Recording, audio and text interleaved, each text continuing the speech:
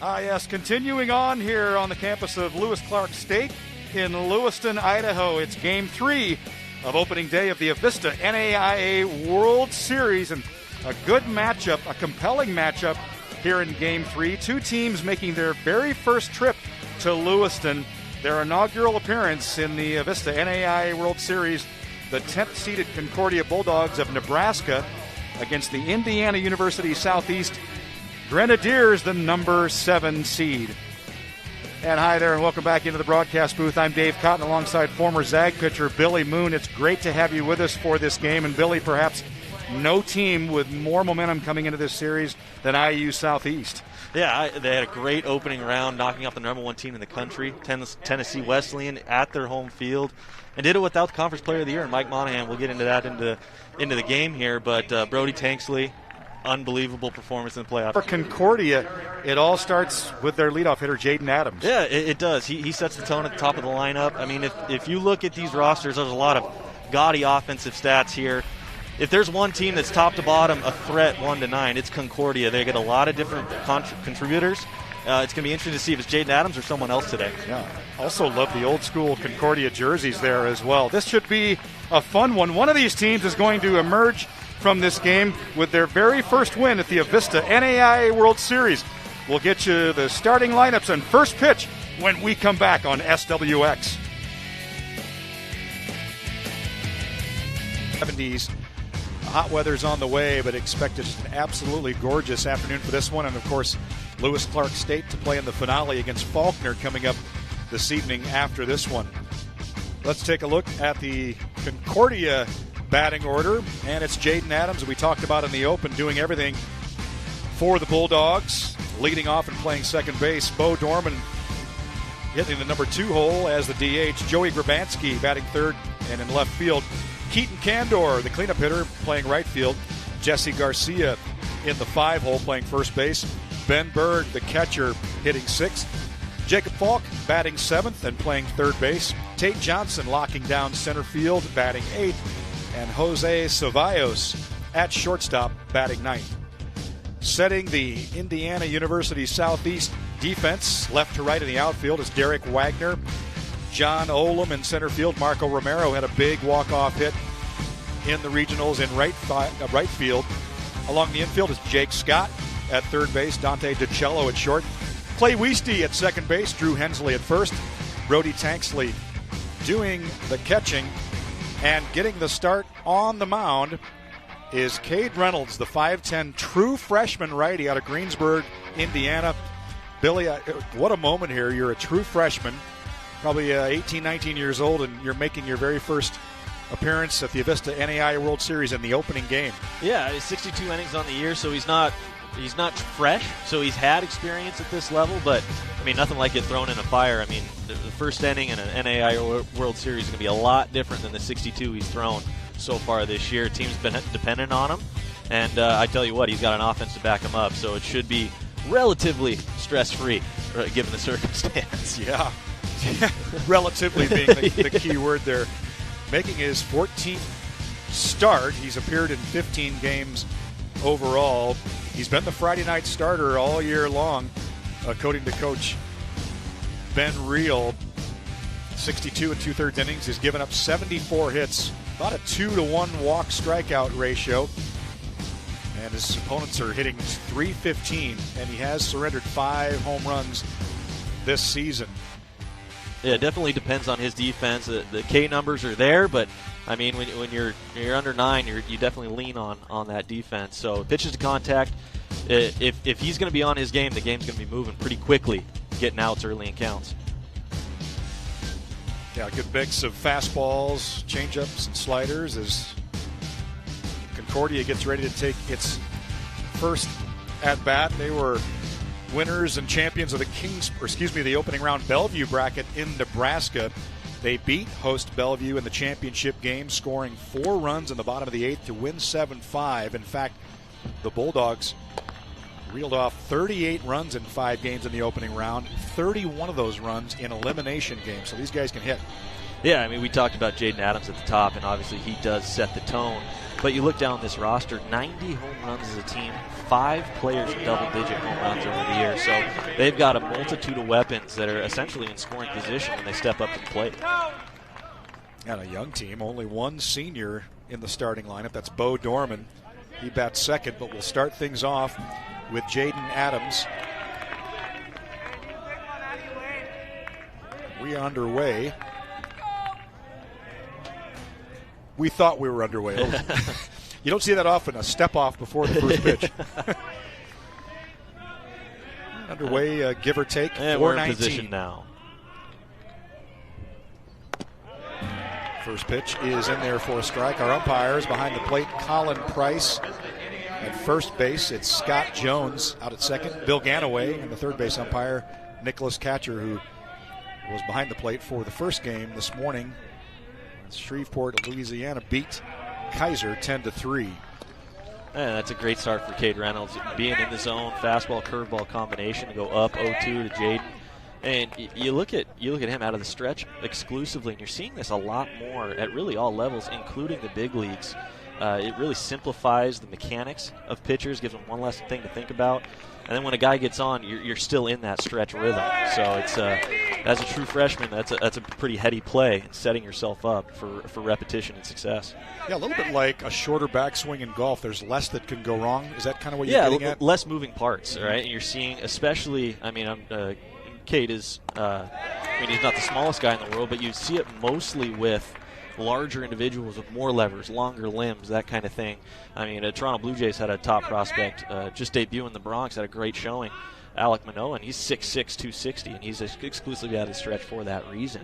So it's much more common now, especially the harder and harder people throw, a lot can go wrong. Good start for Reynolds. Gets the hot-hitting Jaden Adams to take a seat, swinging. 1 up, 1 down here in the first. And there you go. We talk about pitching to contact at the top and utilizing his defense, and then he strikes out one of the best hitters on Concordia's roster to start his NAIA World Series debut here. That'll bring up Bo Dorman, the designated hitter. Dorman, the 6-foot senior from Scottsdale, Arizona. Excuse me, swing goes around. That's a strike. And you're seeing the location play well for Cade. He's able, typically in an NAIA World Series, freshman or not, juices are flowing, you're amped up, you tend to get a couple ticks on the radar gun higher, but that leaves location in an issue. Maybe you go up in the zone like he did there. With Jaden, he was able to elevate up in the count and get that swing and miss, and he seems to be finding his location on both sides of the plate early on. Dorman has 10 home runs, has knocked in 41 this year. Had a walk-off for the Bulldogs in the regional and hitting up near 400. Popped up on the infield. And it's the second baseman, Clay Weisty. That one was sky high, but eventually comes down. And 2 up, 2 down here. Good start for Reynolds. Yeah, you've seen a few of those high fly balls in the infield. And, in the game before this, the game 2, had a couple that were lost off the bat. So, with the high sky here in Lewiston, it's something to look out for, especially as we move from afternoon to dusk, as that kind of changes, a little bit harder to pick it up as it goes up over the lights. So here's Joey Grabansky, the left fielder. Some beefy boys on this Concordia team. Grabansky talked about how young this Concordia team is, a freshman from Grand Forks, North Dakota. So that weather that they get about a half hour west of Lincoln and Seward, Nebraska, really nothing for Joey Grabansky. He's used to North Dakota. But that has to be a windswept ballpark there in Seward, Nebraska. Yeah, it could go one of two ways, either strongly in your favor or strongly against. Yeah. And clearly, either he's hitting through it or it's in his favor. 17 home runs on the year, leading team. 17 of the 90 home runs as a team, as we mentioned. He has, by contrast, struck out 46 times, by far the most on the team. And you're seeing that a lot with this era's brand of baseball, the 3-outcome brand of baseball, as they call it. Either you walk, you strike out, or you hit it out of the park. Just missed. Oh, gave him the called strike there. It's like Joey wanted to make sure that was as far as the outside corner went. He thought it was outside, checked his swing, got the call there. So now Cade Reynolds on the verge of a 1-2-3 first inning against the number 3 hitter for Concordia, Grabansky. The 2-2. Got him swinging. 2 strikeouts in the inning and a 1-2-3 inning. Perfect start for Cade Reynolds. And we're off and running here in Game 3 of the Avista NAIA World Series. Cade Reynolds making a statement early.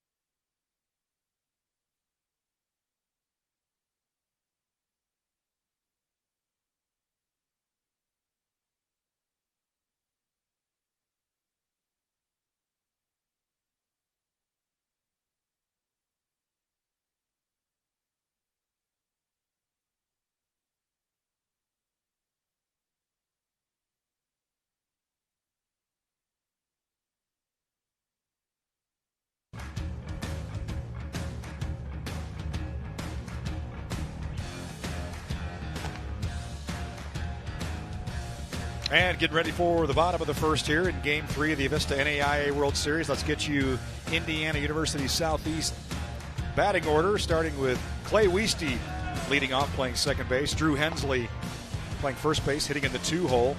Brody Tanksley, the catcher, batting third. Marco Romero in right. Derek Wagner batting fifth and playing left field. John Olam, the center fielder, in the 6-hole. Ben Berenda, the DH, hitting seventh. Jake Scott locking down third, hitting eighth. And Dante DiCello batting ninth and playing shortstop.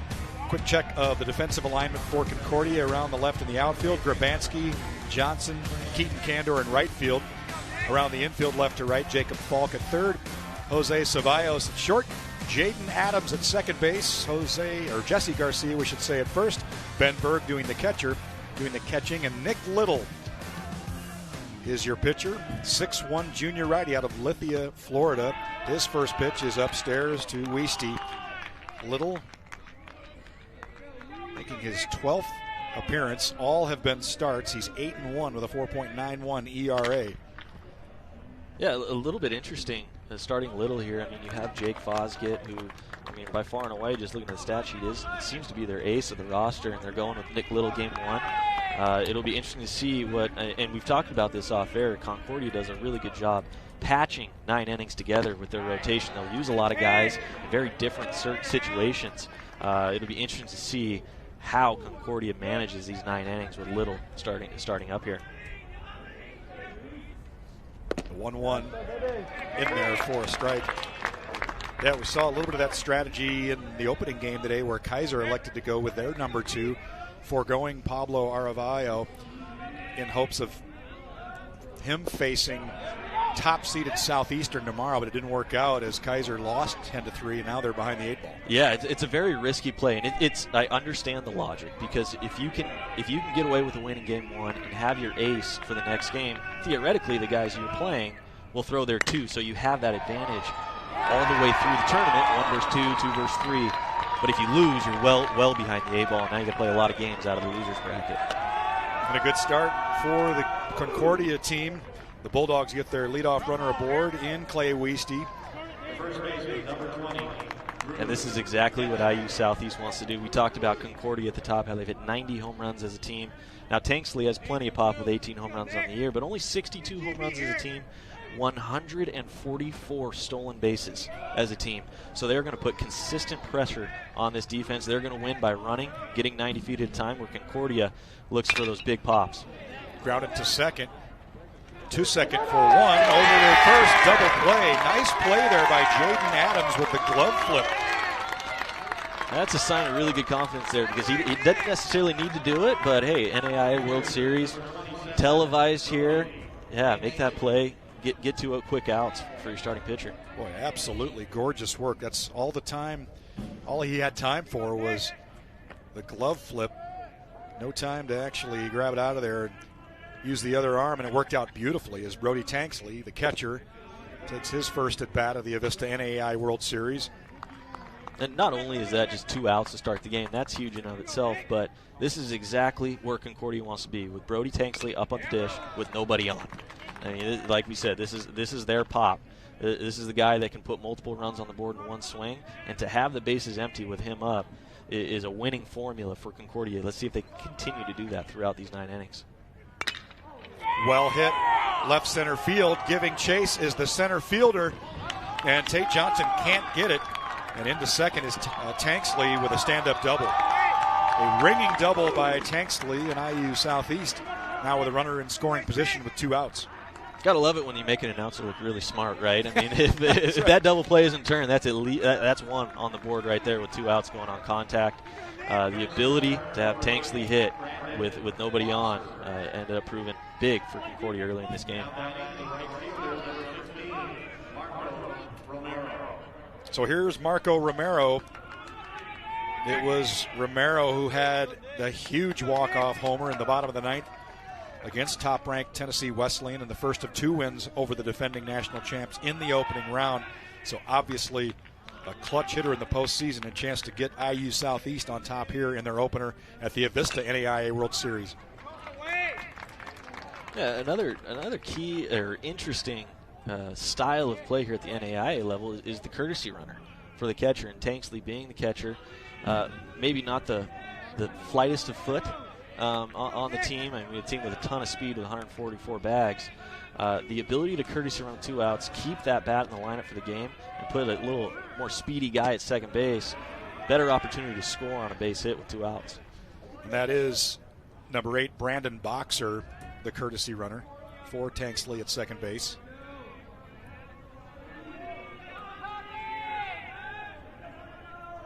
I actually like that rule. You know, it just brings a little bit more speed to the game, and why not?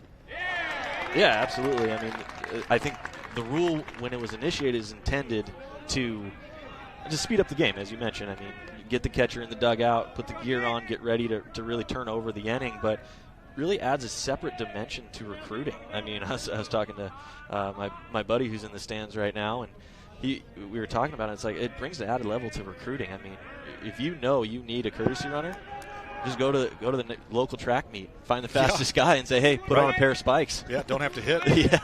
Right? So you saw Marco Romero hit by that pitch. So now a 2-out rally here for IU Southeast, couple men aboard with 2 outs.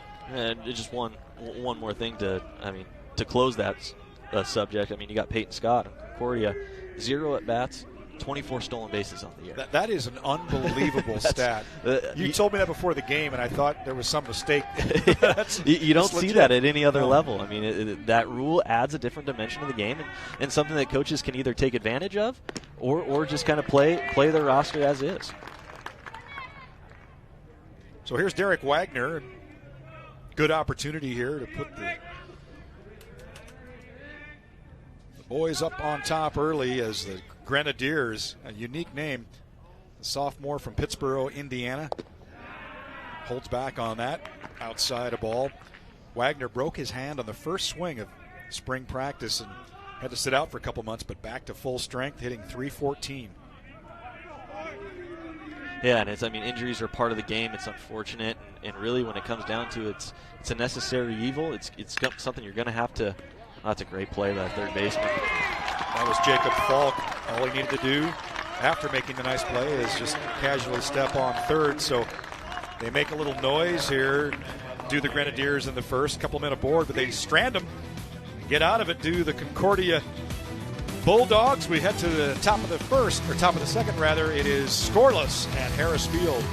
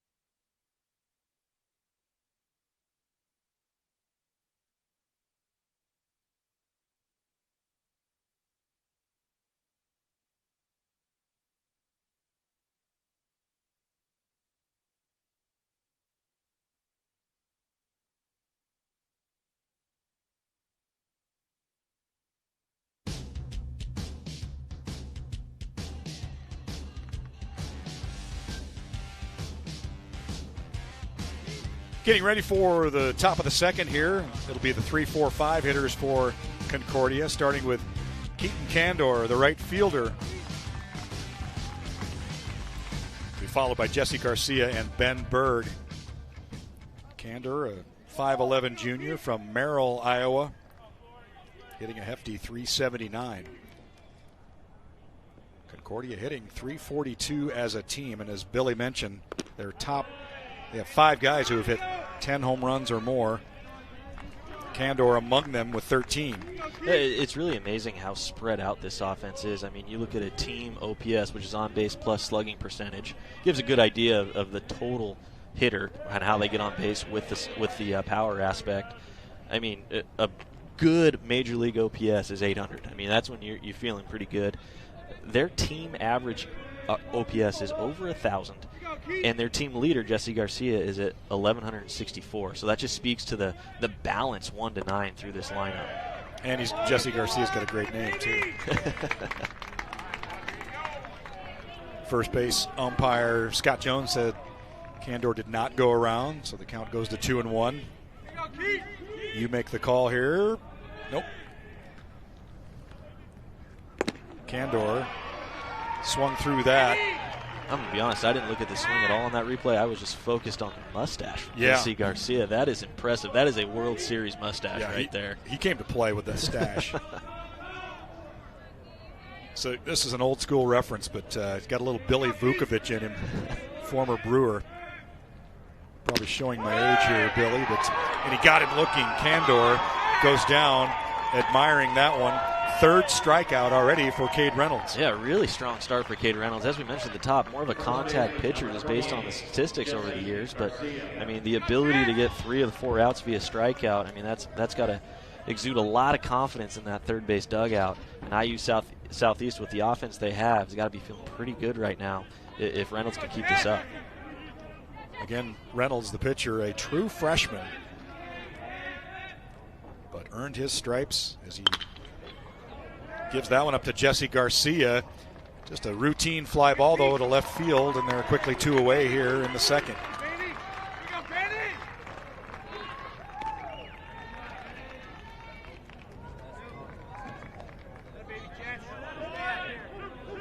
So with 2 outs, that'll bring up the catcher, Ben Berg, who had a good opening round, was 6 for 12 with a home run and 3 runs knocked in the final 3 games of regional play. These Concordia Bulldogs, they go up there hacking. Yeah, this is a big at bat. I mean, you look here in the second inning, 2 outs, nobody on. It's like, okay, ho-hum. But, I mean, there's some pressure on Concordia's defense in the bottom half of the first inning. We're able to get out of it. A longer inning. Cade Reynolds gets 2 quick outs. Really want this at bat to extend the inning a little bit, give your starting pitcher some time to get off his feet, get the momentum back in your dugout. This is a big at bat.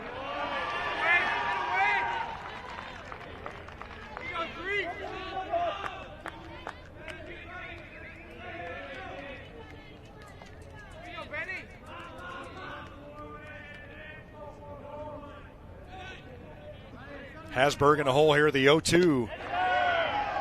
A pitch that has been called a strike in this game, just outside, says home plate umpire Colin Price, and it's 1-2. That's a very similar pitch to what Candor watched for strike 3.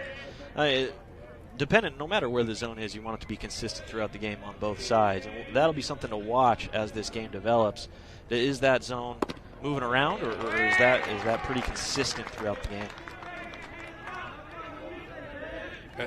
You as a former pitcher, that had to be the frustrating type of umpire. Obviously not saying that Colin Price is that way, but where the zone is seemingly a moving target. Yeah, I mean, if it's up or down, you can adjust to it as a pitcher, but if you don't know where it is, if it's one of those arcade papa shots where the backboard's going everywhere, it's really hard to determine, okay, if he's giving me a little bit on the outside, he's maybe not giving it to me on the inside. And if that adjusts throughout the game, it's very difficult. I mean, getting a game plan for lineups like these are hard enough, and then trying to understand where the strike zone is just an added dimension that, as a pitcher, you don't want to have to deal with. Did you feel like in the first inning that was almost a feeling out process? Because you hated to maybe get outside of your normal routine, but was that a way to kind of figure out where the strike zone is, or is it just kind of You be you, and you'll figure it out as you go. Yeah, I think it's the latter. It's where you kind of read and react, or you want to make the pitch that you think is the right play at that time, and whether it's called a ball or strike, you can learn from early in the game and then adjust later. But it's something whereas, hey, throw a ball 4 inches outside, see if he calls it. That's not necessarily the mindset there. It's more, hey, find the outside corner, and if he calls it, great. But if not, then we have to adjust accordingly later on. Bring it in, kind of start out and work in. Reynolds was outside with that pitch. Walkingberg, his first walk of the game. And that'll bring up Jacob Falk, the third baseman. And it also brings Peyton Scott out of the dugout here, a courtesy runner. We'll see, especially with 2 outs, I would anticipate him being on the move early in the count.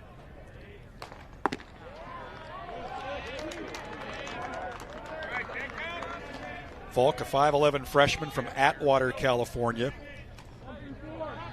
Has hit 8th most of the year, but batting 7th in this game.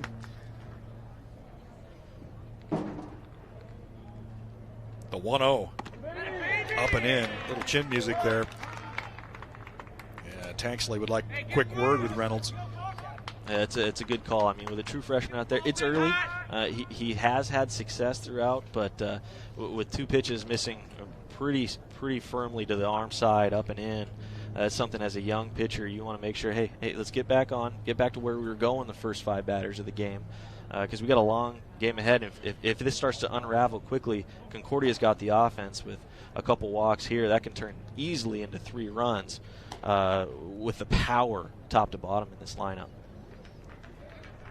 Yeah, team ERA of 4.81, so it's up there. And Coach Ben Reel telling us, admittedly, it's not a team built around pitching. They like to go committee, like to find 2 or 3 guys that can get them to 8 innings, then bring in the closer. So just kind of a little bit of a check-in, readjust here, perhaps with Reynolds. Here we go again. The 2-0 to Falk is in there. Yeah, and it's interesting you say that because it takes a different pitcher in order to do that. You saw it with Tampa Bay in the World Series, to where it's really, I mean, you might be our ace, but we may yank you early and have a short leash. And mentally, that can wear on a pitcher to where it's like, hey, do you not trust me? It takes a special mindset to be like, hey, this is a team game, and I'm going to give you everything I got for 2 innings, 4 innings, whatever you think I can give this team.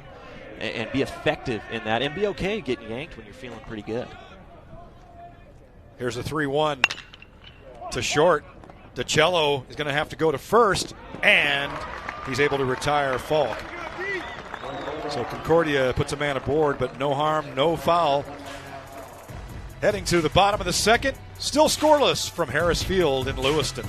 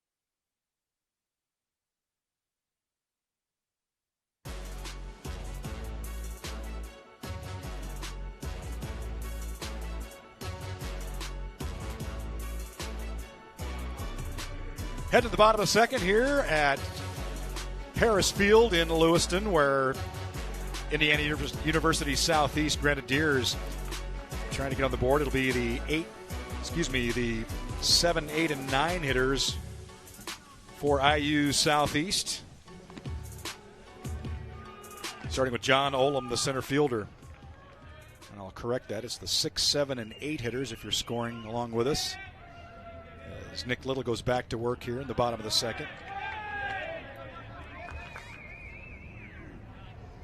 This is another guy you want to get ahead of everybody and get quick outs if you're Luke Little here, but this is a guy doesn't lead the team in steals, but is 16 of 16. So when he goes, he picks his spots very well. You want to keep speed like this off the base paths, especially to lead off an inning. Olam, a 6'1 sophomore from Louisville, hitting .361. The 2-1 is upstairs, and now a good hitter's count.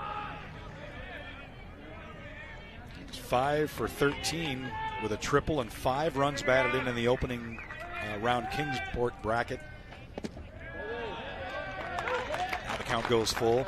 That was a good T-seam fastball, knee high. Started probably started a strike outside corner, tailed back more to the middle of the plate, but that's exactly what you want to do. 3-1, get in the zone and force them to earn it. And Olam, somebody that perhaps Little is conscious of keeping off base, a perfect 16 for 16 stolen bases. Olam's the second leadoff type hitter here in the 6 hole, playing center field. The 3-2. Slap to the right side, out of play. And that's a key advantage that IU Southeast has. I mean, when you can litter 3 to 4 typical leadoff guys throughout a lineup, it gives guys like Tanksley and other more power guys more opportunity on to hit runners in. And also, it provides just something else for the pitcher to think about, which if you're thinking about a runner at second or first base with stolen base threats, it gives a higher propensity for those mistakes. And clearly, guys like Tanksley, and we haven't even talked about Matt Monahan, Conference Player of the Year, who's out with an injury. Those guys have clearly taken advantage of those mistakes that the pitchers have served up.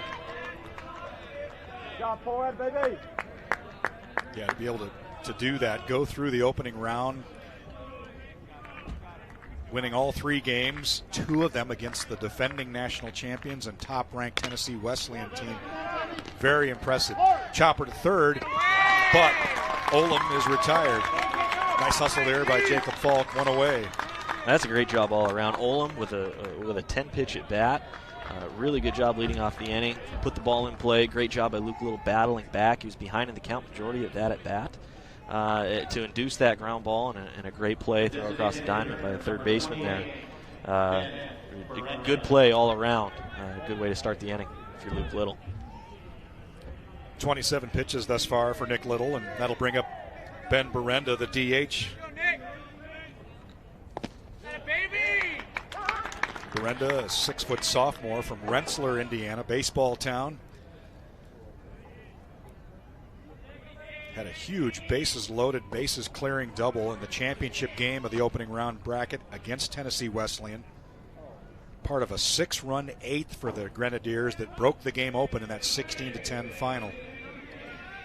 Yeah, we said it at the top, and I don't know that there is a hotter team or a more confident team here in Lewiston than IU Southeast, like you mentioned, knocking off the #1 team in the country twice in their home ballpark. They had to travel to them.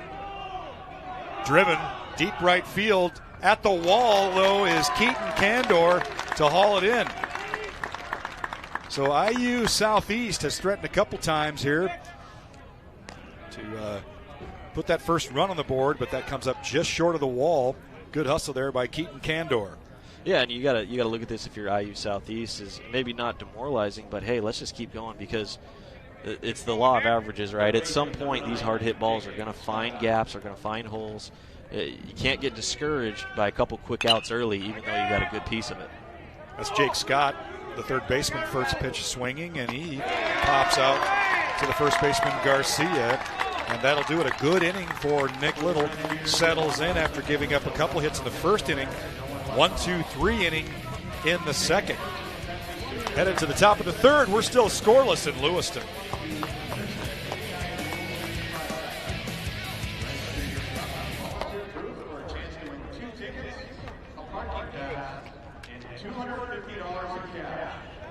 Pepsi is the official soft drink of the 2021 NAIA World Series. Visit the main concession stand behind the grandstands and in left field for great food and Pepsi products. And check out all the great food options on Restaurant Row on 6th Street behind the third base line.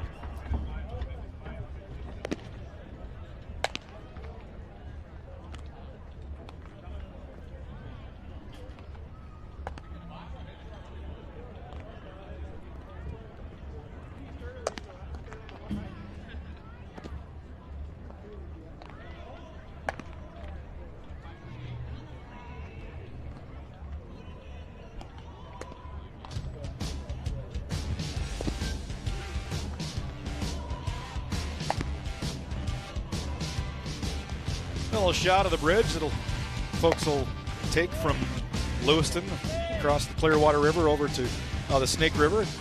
Correction. Over to Clarkston, maybe to go to Fazzaro's Pizza. I got hit up on social media last night. Our whole crew went to Effie's for the monster Effie burger, which weighs a pound, 8 inches wide. And somebody said you got to get to Fazzaro's in Clarkston as well. So we'll be on that bridge. Well, tournament's a week long, so there's plenty of time, right? Plenty of time and plenty of calories to be had. You can put on a pound or 7 here in Lewiston. Got the food court here at the stadium. Beautiful day here. One thing with working with you is we're expecting upwards of 90-degree weather, so we can just be sitting down burning calories. That's true. Intake and outtake here. Tate Johnson, the center fielder for Concordia, getting his first turn at the plate here in the Avista NAIA World Series. He's quickly in the hole, 1-2. Just continuously working ahead for Cade Reynolds here. I mean, that's a sign of success. I mean, we talked about the advantage of using multiple players out of the bullpen. I mean, if you're IU Southeast and this keeps going, I mean, they're not opposed to having Cade go 6-7 innings and saving those arms. But, I mean, if you were to run into trouble, you know you've got a lot of guys behind him that can come in and get high leverage outs for you. Well, and we kind of talked about that in the previous inning where, you know, how are the relievers with that mindset? And Coach Reel, 2-2 there, fouled away again. Coach Reel saying that, you know, they actually all have kind of a reliever mindset there, and then they realize their recovery is faster, can pitch more often, which is kind of appealing. So, you know, yeah, absolutely. They're okay with it. Yeah, and it's part of the culture too, right? I mean, it's a different mindset, starter versus reliever. And if you can get an entire staff to buy into that, I mean, you can't just go out and recruit the best guys you see and expect them to buy into that. You have to be selective in who you recruit. And it's like, yes, maybe a great player, but it's not fit for our program. And Coach Reel has done a great job of channeling that and filling out his roster appropriately. After battling there, it's Tate Johnson flying out in routine fashion to center field, 1 away. Another hard hit ball just right at somebody here. So you're seeing the game move along fairly quickly here early on, but with this level of contact, if these start finding holes, I mean, I think this game could slow down. We can see a lot more runs. It's gonna put a lot of pressure on defenses here. Here's Jose Ceballos, the shortstop. Yeah, I can think of a few organizers with this great World Series, Lewis Clark State College, that would like a quick game. Where we were about an hour behind after the first game. Yeah, first pitch was what, 3 o'clock scheduled. We ended up getting ready here at 4:15 or so, with 1 more to go. So that's the challenge of these tournaments, using one field. 4 games. I mean, only 1 game can really throw that off. Tough chance there for DiCello, trying to throw off balance. Nearly got Ceballos at first, but he's able to beat it out. That'll go as an infield single. Yeah, that's a great stretch by Hensley there. And number 1 as a first baseman, the key thing is not let it get past you. So if you need to come off the bag, that's not the end of the world. He did a great job of attempting to stay on there and help his shortstop out. And that's a tough play going into the 5-hole, throwing off balance. Your momentum's carrying you to center field. It takes a lot of arm strength to get all the way across the diamond. That was a great job just getting it on target, let alone getting it out. Jaden Adams, his second at bat. Yeah, great work by shortstop getting that off, and then great attempt at the stretch there by the first baseman Hensley. But Ceballos is aboard with an infield single, and that is the first hit. And if you're Concordia, I mean, obviously you want base runners at any time, but especially the 9-hole turning it over to the big boppers and Jaden Adams. I mean, if you can start the lineup with a guy on first base or really anywhere, I mean, that's a key advantage. And Adams is hit by that pitch suddenly here with 1 out, 2 men aboard for the Bulldogs. Well, look at that. We've already got some just casually throwing in the IU Southeast bullpen, so we might belabor that point maybe a little bit too much, but it's a key part of how IU Southeast got here, and it's something worth noting as we continue on through this game. So here's Bo Dorman, who popped out to second in the first inning in his first at bat. Dorman also had a walk-off hit for the Bulldogs in the regional, hitting up near 400. Had at least one hit in all 5 opening round games of the Bellevue bracket. A couple multiple hit games. Finished 6 for 15 with 3 runs batted in as catcher Brody Tanksley going out to visit Cade Reynolds, trying to, a little bit like last inning where Coach Reel came out, just a little bit of a reset, little refresh here. Yeah, and that's a veteran presence that you have with Tanksley behind the plate. I mean, you look at, we've talked about his hitting ability, but the ability to have that calming presence behind the dish, to be able to manage a pitching staff, I mean, that's really priority 1A when you're looking for a great catcher. And then anything offensively is just an added bonus, right? We've talked about this a lot, about that position. And Tanksley is exactly the guy that they need back there, not only from an offensive standpoint, but the ability to rein in this rotation, and especially Cade being a true freshman and on one of the biggest stages that he'll pitch on at this level. Boy, when you think about what a catcher, the responsibility, calling a game, the scouting report, handling pitchers, the psychological part of it. The 2-0 grounded to DiCello at short, off-balance throw. And unfortunately, Jake Scott not able to handle the throw to third base. What an effort there by DiCello, though. Nearly got the lead runner and the out at third base. And that's a heads-up play by DiCello, too, because when you're that deep in the 6 hole, it's a great play to his backhand side. There's really no way that he can get enough on that ball to either get the guy out at second or first. It's just unfortunate. He actually gave third baseman a pretty good hop to handle, just unfortunately couldn't get it on that close play. And back out comes Coach Reel in his 13th year. And it looks like hopefully DiCello's okay. You saw him on that replay catch his spikes. I don't know if we can see that again, but I think he's okay. Just a little gimpy, trying to shake it off. And there's a good example how Coach Ben Reel is not afraid of the quick hook. Reynolds had just given up his first hit, and here he's chased. Yeah, it's exactly that's what we talked to at the top. And, I mean, really the first sign of any type of trouble goes straight to his bullpen and grabs the left-hander for a different look. So we will introduce that left-hander to you when we return here on SWX at the Avista NAIA World Series.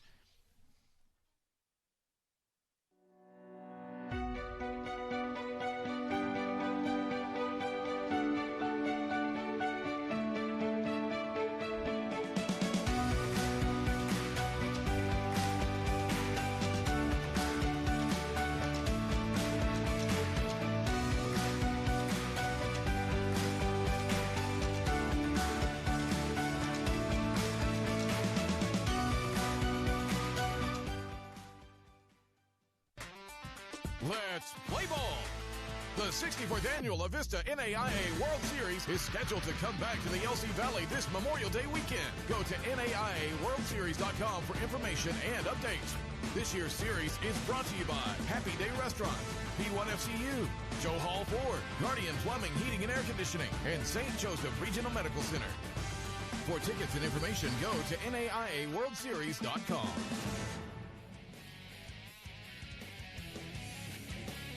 Back in Lewiston, Coach Ben Reel wasting no time with a quick hook as Cade Reynolds, who had given up just one hit, removed in favor of Gavin Knust, a 6'1 freshman out of St. Anthony, Indiana. The lefty has appeared in 17 games, all in relief in 29 2/3, a 3.64 ERA, and a good strikeout walk ratio. You see there exactly 3-1 strikeout walk ratio, Billy. Yeah, and we've got we talked about IU Southeast has a lot of bullpen arms that they can go to. This is one of their better ones. As you mentioned, the strikeout rate, impressive here. He used quite a bit in that 17 innings, or 17 appearances in roughly 30 innings.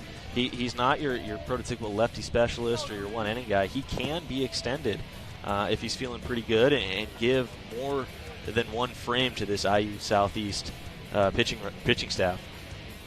Cade Reynolds only threw 45 pitches, and we said only gave up that one hit to Jose Ceballos, the number 9 hitter, but Ben Reel not messing around. And it's interesting, I was shocked to hear that IU Southeast only has one scholarship in the program. You know, you think of these schools that have a number of maybe partial scholarships, but it's a situation where other programs have more resources, but they've shown they can hang with the Dogs, knocking out number 1 Tennessee Wesleyan in the regionals. Yeah, that's extremely impressive, and I mean it's a testament to Reel and his coaching staff finding guys that maybe you can't entice them with scholarship money, but you can entice them with the culture of the team, how they operate. I mean, you can't really lean on. We go to the NAIA World Series every year. This is our first appearance, so to be able to build that from the ground up is really a testament just to that locker room and the head coach specifically. So what an opportunity here for the left fielder and number 3 hitter in the Concordia Bulldogs lineup, Joey Grabanski. He struck out in the first, now with the bases loaded here, and just one out here in the third inning. The 0-1. Took a big swing at that, fouled it away. Yeah, it's exactly what you want to see out of Canoes coming out of the bullpen, firing strikes right away. Keeping the defense engaged. I mean, you've got DiCello that's really been all around the diamond just in this inning alone. But, I mean, that's actually a good thing because IU defenders are on their toes, expecting the ball, less likely for a mental lapse or any type of error. Tried to get him to chase that outside fastball. Grabanski held up. Count goes to 1-2. Yeah, it's an interesting move, too, bringing in a left-hander Canoes to face the 3-hole and arguably the best hitter in Concordia's lineup, a right-handed hitter. That's not exactly, I mean, you typically want to right on right, but they must see something in Canoes to where he has that, what they call the reverse split, where you have that, maybe that two-seam action running away from a right-hander that's tough to pick up, a really good changeup. We'll see being up in the count if he goes for that. I mean, with the bases loaded, 1-2 count, if you're Canoes, you're thinking strikeout here because that's where you can keep a guy on third. You don't have to trade an out for a run. We'll see what he goes there.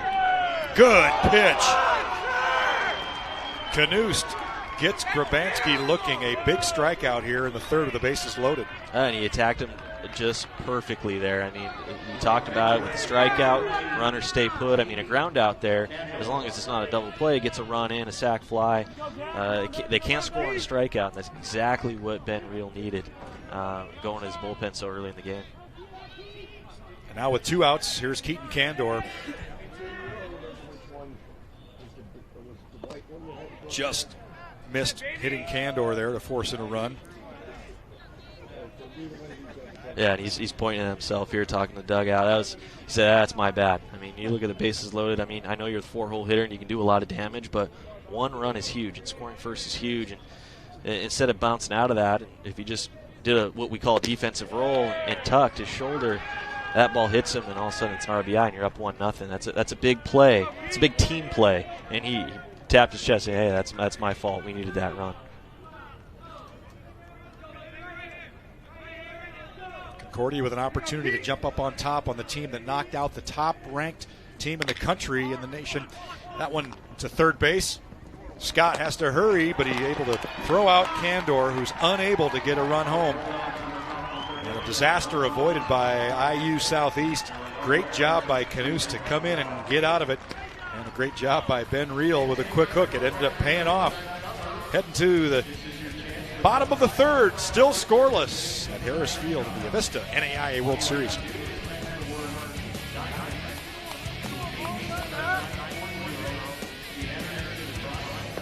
Championship Day. Enter as many times as you like because we all want you to win a $500 Diamond Shop gift certificate. Thank you to our friends at the Diamond Shop. And fans, if any player hits a home run through the target left field, someone will win $25,000 from Z-Rock 96.5, well-connected electric and alternative nursing services. Enter now at KOCE.com.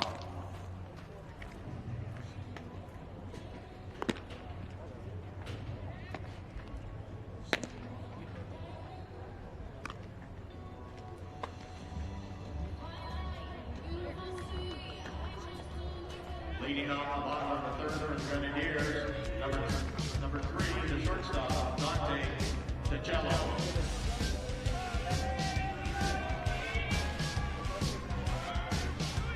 On an absolutely glorious day here at Harris Field in Lewiston, Idaho, opening day of the Avista NAIA World Series, headed to the bottom of the third with Indiana University Southeast and Concordia of Nebraska in a good battle so far. Both teams with good opportunities first couple of innings. This is Dante DiCello, the shortstop, the number 9 hitter, trying to get things going for IU. Yeah, and we were talking off air here. I mean, games these close in high leverage situations such as Game 1 of the World Series, it's a game of inches, right? You look at that, Grabansky hitting his chest saying, hey, it's my bad for not getting hit by that pitch. Well, I mean, a ground out there ends the inning. If he stays in there and gets hit, not only are they up 1-0, they have a chance to add on. It can be a completely different ball game if all he does is just stand in there and take that for the team. Well, and instinct takes over a lot of the time as well, in retrospect, as DiCello goes down swinging. First strikeout for Little, excuse me. Yeah, baseball's it's a hard round thing. They're traveling at upper 80 mile an hour. It doesn't feel good, but the payoff is worth it there. It's almost like, if it's a curve, you've got time to think about it, I'm going to stay right here. Yeah, but a exactly. fastball, it just... And a pitching change on behalf of Concordia, so that'll do it for Nick Little. We will take a break and introduce you to the new hurler for the Bulldogs when we return.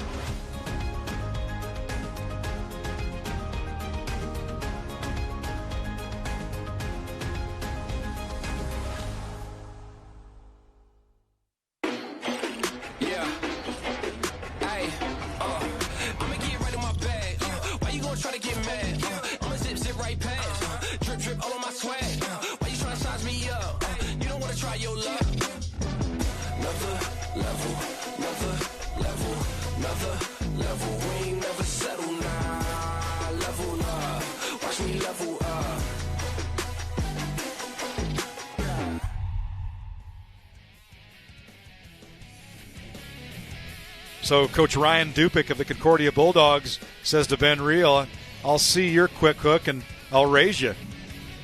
The quick hook for earlier for Cade Reynolds. Now Nick Little gets the hook for Concordia in favor of Jake Fosgett, the 6'3 senior righty out of Carlsbad, California. Little had just struck out a batter, but here comes Fosgett. 13th appearance, all but one appearance as a starter. 9-0, 1.36 ERA, 53 innings, given up only 29 hits, and struck out a whopping 96 batters, opposing hitters batting just 154. Yeah, I mean, this is their guy. This is the guy they wanted to get to, and your classic Friday night starter. This is their number one, the guy they go to, they look at to get most of their wins. And it's interesting play here because maybe they're not constructed like IU Southeast to where it's kind of a Johnny Holstaff type moniker, but by the looks of it, they wanted to play with fire a little bit and see if Luke Little can get through one time through the rotation and then bring in their horse to get the bulk of the innings. Seeing the rotation, extending the game, only having to face Weesty and Tanksley once going into the later innings. Yeah, the casual observer, which includes me, says he had just struck a guy out. Why are we making a change? That's a great point. If Coach Dupick, much like Coach Ben Reel with Southeast IU, it feels like I don't want these guys to see my pitcher a second time around, then here we go.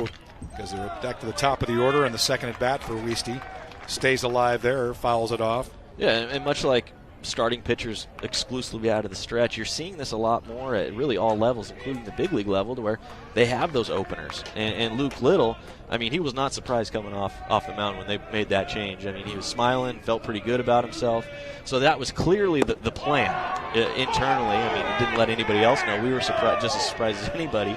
But that was the plan. Go through, be that extended opener, get one time through the lineup, and if we can put zeros on the board and hand it over to Fosgett in the third with the ability to potentially finish this game, Concordia's got to be feeling pretty good about themselves. Good-looking curveball just inside. Weesty singled in his first at-bat to lead off the bottom of the first for IU Southeast. Yeah, despite losing their leading hitter, Matt Monahan. This team has really come on, but there, it's a strikeout. So a good start for Fosgate. Sends Clay Weisty down swinging. And that is a very, very sharp slider. That's clearly his best pitch. He trusts it. He throws it 3-2 to a guy that has, what do we talk about, 35 stolen bases on the year. You want to keep him off the bases. He trusts that almost more than his fastball. And it's a darn good pitch. It has late, sharp break down and away to a right-handed hitter. You can see why he has the ERA he has. Fosgate again, 6'3" senior, and throwing heat here to Drew Hensley, the first baseman, who grounded into a 4-6-3 double play in the first. It's great to be. I mean, we've had a year of not being able to watch baseball live, and to have, yes, it's 65% capacity, but to have the fans here exuding confidence on either side. You can really see when you saw Luke Little leave with a smile on his face, and they bring in Jake Fosgate.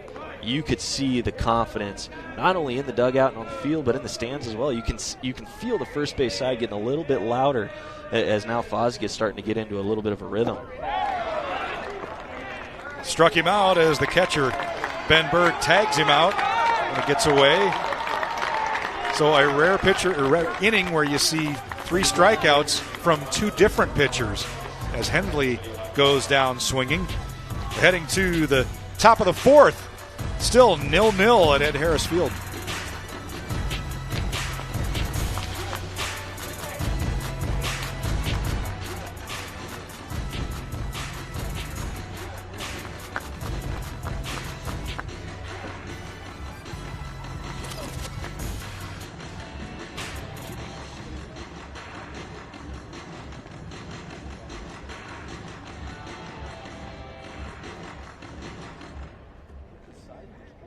Happy Day Corporation is a major sponsor of the 64th Annual Vista NAIA World Series.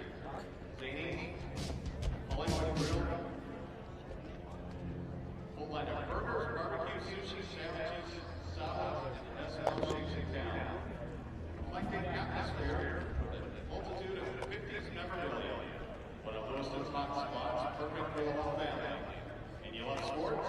The Z-Box inside Zany's will provide live sports on 32 TVs and 24 beers on tap.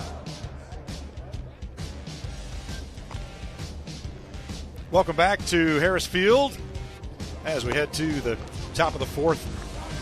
A little bit about the Concordia Bulldogs, located in Seward, Nebraska, which is about a half-hour drive west of Lincoln, where the University of Nebraska is located. Enrollment about 2,300, a member of the Great Plains Conference.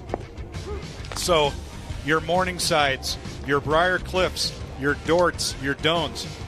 Billy, can you tell I'm from that area? Yeah, clearly, because I'm taking a back seat to this commentary, and it's a well-rounded crew we have here. It's good. I know the Pacific Northwest pretty well. I mean, you know it as well being here for a long time, but it's nice to have that middle part of the country knowledge that you bring into the booth here. Well, it is a strong academic school, more of a 4-year school. A lot of times NAIA schools tend to be we just getting guys from community colleges and all that. This is really a developmental program. It likes to recruit high school juniors and seniors as Jesse Garcia, the first baseman, leads things off, the number 5 hitter. And that's a great point, because you look at the 10 teams here, and the 2 games have been played so far. I mean, you look at the transfer portal. It's a little bit different to transfer at the NAIA level than Division I. There maybe is a little bit easier. You don't have to sit out. So it's definitely different philosophies in recruiting between Concordia and a lot of these other NAIA teams.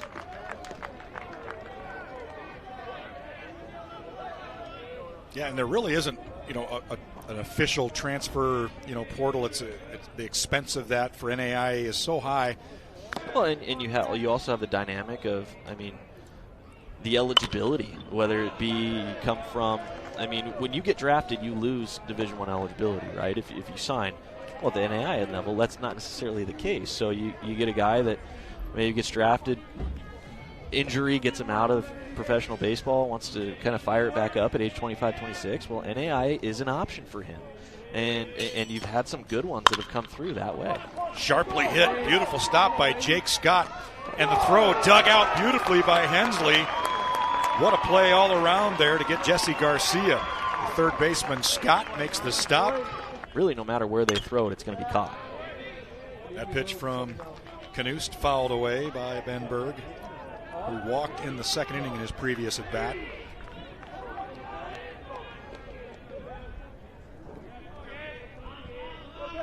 Yeah, you know, if we start talking catch radius in baseball, we might think that the analytics maybe have gone a little too far. But I get what you're saying. Yeah, we got catch radius, spin rates, right. All this stuff that comes out. Exit velocity. Yeah, I mean, baseball is really almost by definition an old-fashioned game, America's pastime, that kind of thing. But as you introduce these newer technologies, I mean, it really changes the game. And we talked about the three-outcome approach at the plate. It's a different dynamic. It's a different brand of baseball than maybe you and I are used to as we've grown up. And for better or for worse, I know a lot of fans like it because it's more outcome, more home runs, more exciting plays. But as a baseball truist, where you love the strategy of the game, it reduces the strategy and the thinking in that. So you can be, I mean, I'm not saying I'm on either of those sides, but I see both sides' points. It is a more watchable game without analytics because you don't have the shift. Didn't have the shift. You didn't have guys shaded a certain way. And games tended to be shorter because there weren't those quick hooks. There wasn't those analytics. Crazy nowadays. It is crazy. And a crazy stop there by DiCello. But so far in the hole, too tough to get Jacob Falk. That'll be an infield single by the third baseman for the Bulldogs. DiCello has been all over this diamond early in the game, too, and he's made some tremendous plays. Come up just a hair short on this one and another one like that one, that fielder's choice at third base. But, man, just getting in front of that, I mean, and having a pitcher not see the ball leave the infield, it's a different thought process. It's not a complete loss to them. It's like, oh, that's just bad luck. They found a hole. Whereas if that gets through, in their mind, that's a legit single. And it's like, oh, I may have to change something. Where if it stays on the dirt, I mean, you feel a lot better, even though it's the exact same outcome. Yeah, just knocking it down, getting a throw off. That itself was a mini win there as Tate Johnson swings through that one, and it's 1-1. The number 8 hitter who flew out to center field his first at bat. No runs, 2 hits for Concordia of Nebraska, no errors. No runs, 2 hits, no errors for Indiana University Southeast. The pitch from Knust inside.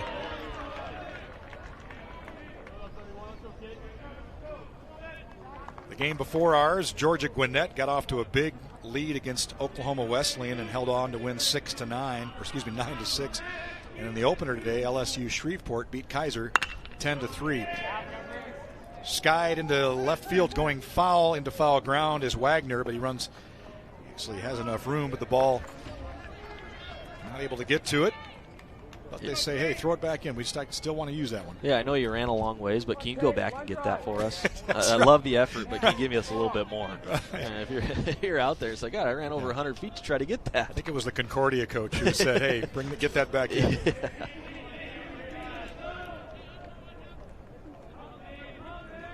So lefty against lefty here. Fisted to the second baseman. And Weisty will go to one, and that will retire the side. So we head to the bottom of the fourth. Still scoreless in a good defensive and pitcher's battle here at Harris Field.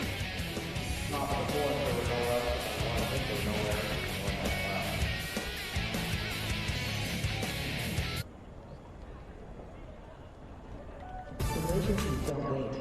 Get to the hospital. Accidents happen. Get well soon. When it hurts to move forward, careful will be. Don't make your health wait. See your doctor. Your health means everything.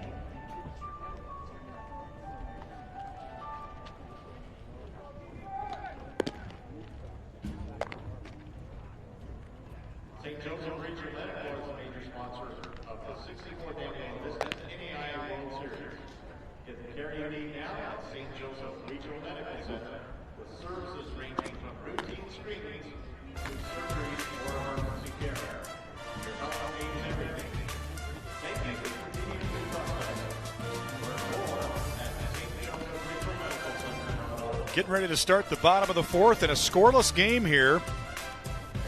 After we saw 13 runs scored in the first game this morning between Kaiser of Florida and LSU Shreveport, and 15 runs scored in game two between Oklahoma Wesleyan and Georgia Gwinnett, which Gwinnett took 9-6. A crisp battle here. Both teams are good with opportunities. More than just the two hits. We've seen walks and hit batsmen, some fielders' choices. Both teams with opportunities to score, but still neither team has plated a run. Yeah, hard hit balls right at outfielders. Great plays by the infield third baseman, diving to the baseline or to the foul line, throwing it across the diamond. I mean, we've seen really all of it except for runs. Brody Tanksley leading things off, the number 3 hitter. Had a little smile there. If he'd have turned just a little bit less, he'd have been on base. But Tanksley, being a hefty hitter for the Grenadiers, he wants to stay in there and take a hack. Yeah, exactly. I think if you were to get nipped by that, I think it'd be more of a win for Fosgate there. I mean, with nobody on, nobody out. I mean, you never want the leadoff guy on, but I mean, if Tanksley's up there, if he doesn't have a chance to swing the bat, and if he gets on, that's not the worst thing.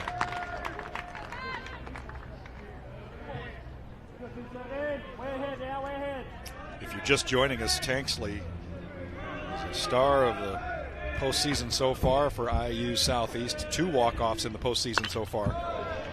One of them a 2-run homer in the bottom of the 9th in the first game of the opening round against Warner, a very good team out of the Sun Conference down in the Southeast. Yeah, I mean, we'll talk about him one more time, but Matt Monahan, a key loss for IU. I mean, he got hurt before the playoffs, so I mean, they went through that regional without their conference player of the year. And to have, whether it be Tanksley protecting Monahan in the lineup or vice versa, I mean, those are 2 bats that can really play off each other really well. And it's a big loss for IU Southeast, which brings them, it gives you so much more confidence to get to this spot in that more of a team aspect. That curveball lifted into shallow left center field. The shortstop going out, Cevallos, but it drops in kind of no man's land as Grabansky and Johnson, the left fielder and the center field respectively, couldn't get there either. And Tanksley is aboard for a moment before the courtesy runner, Brandon Boxley, with a single. Yeah, and that's a product of really his power threat. I mean, outfield has to play deeper. That ball hung up quite a bit, but I mean, when you're playing essentially on the warning track, respecting the power of Tanksley, those types of balls fall in, and it's just a byproduct of how Tanksley forces defense to play him, and that time it plays in his advantage. So after striking out the first 2 batters he faced, Fawcett gives up the leadoff single to Tanksley. Boxley aboard. It's Marco Romero, the right fielder, feigning to bunt. Strategy here, Billy. We got a clean-up hitter, but it's a tight, scoreless ball game. What do you do if you're Ben Reel? Well, you got Fosgate, who's their ace, so you would expect runs to not necessarily be, or you expect runs to be at a premium, and you want to just plate 1 because you could essentially win this game 1-0 with how it's going. That being said, I don't know that the sack bunt is in play. I know Romero showed it, but I mean, it's a key bat in their lineup. I think they're going to let him swing away at least this early in the game. If it was anybody else up there, though, I think sack bunt would be in play.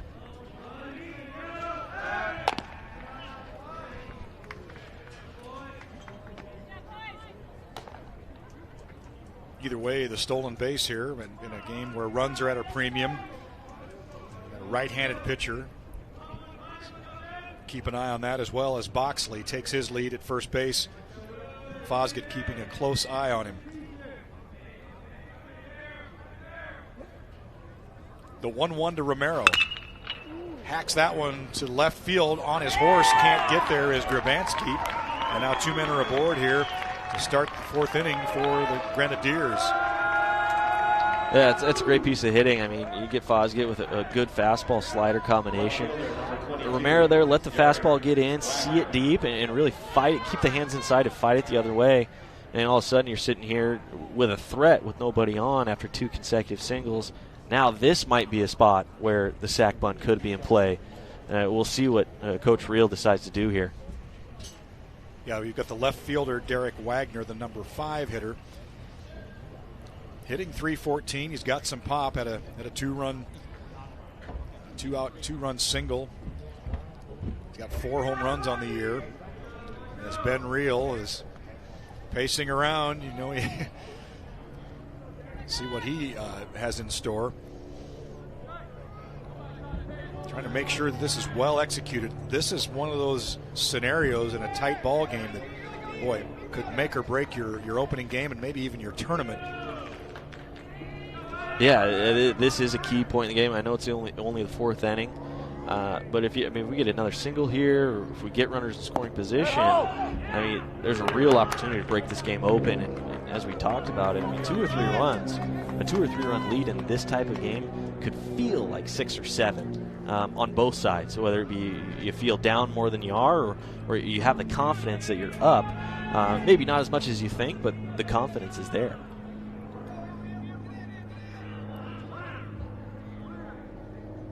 2 men aboard for Wagner, the 1-0.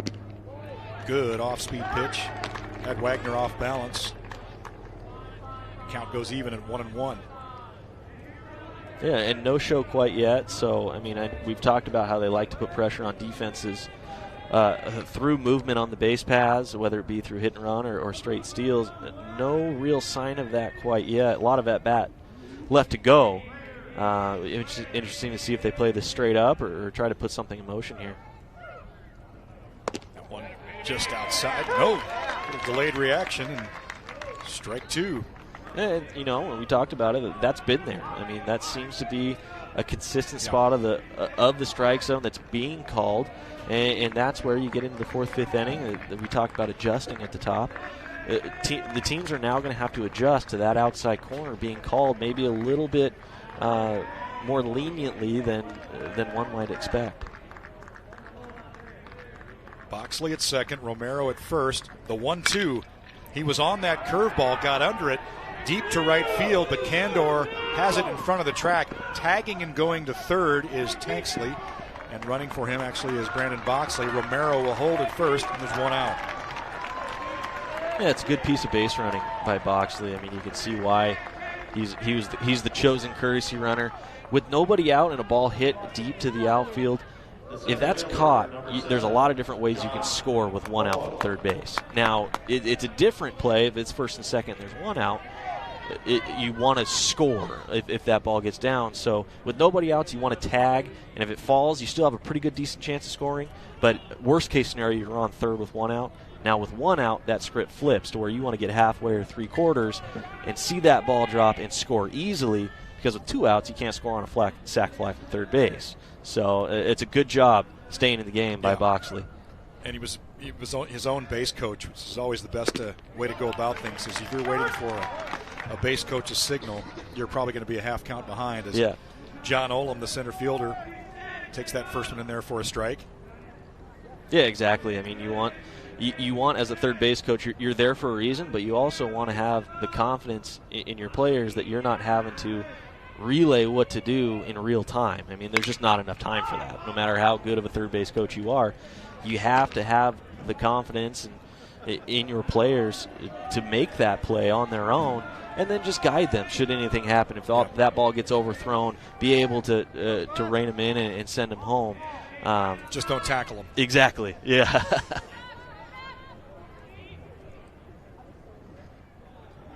So now Olam, the center fielder, in an 0-2 hole with 1 out, 2 men on for the Grenadiers. Did he go around? First base umpire Scott Jones says no. That looked to be a good call there. Yep. Not really close. No, and that's a really good job by the home plate umpire, Colin Price. I mean, we see that maybe home plate umpires can, in big situations, get a little bit jumpy and call that swing themselves. When you got to trust your crew, and especially at the World Series level. Chop to third. Sorry, Billy. Wanted to let everybody know that Jacob Falk got the out, but the run comes home as Boxley puts IU Southeast on the board, and the scoreless tie is broken. Yeah, no, that's all right. I mean, with a four-man crew, you want to trust the crew there, but I mean, that's a case in point why on that play, Boxley does not score if he doesn't tag up on that fly ball to right field. So there's that game of inches, those small things that there's a reason why these teams are here, and it's not because they're just more talented than the other team. That has an aspect to it, but they do the little things to get those runs to where this one, I mean, this could very well, with the way this game's been going, be 1-0, and that's a big play in the game. So they walk Ben Berenda, the DH, to set up the force play at any of the non-home plate bases, if you will. Runners at first and second now. Berenda at first, Marco Romero at second, and it's Jake Scott, the number 8 hitter, who popped out to first base in the second inning with a chance to add to this lead here with a runner at second in scoring position. And made a great play in the top half of the inning. And how many times do you see that, to where you make a great play defensively, you come up in a big situation in the bottom half of the inning. Really good opportunity to break this open a little bit if he can find a gap in the outfield.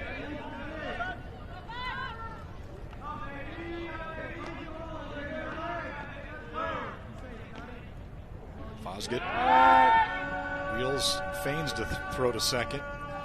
His last outing was in the opening game of regionals. Went 5 innings, gave up 3 hits and a run, struck out 7 of the 19 batters that he faced. And as we mentioned when he came in, a whopping 96 strikeouts on the season versus just 13 walks. He just issued that walk a moment ago, but it was intentional. Here's the 1-0. Big swing by Scott, didn't get it.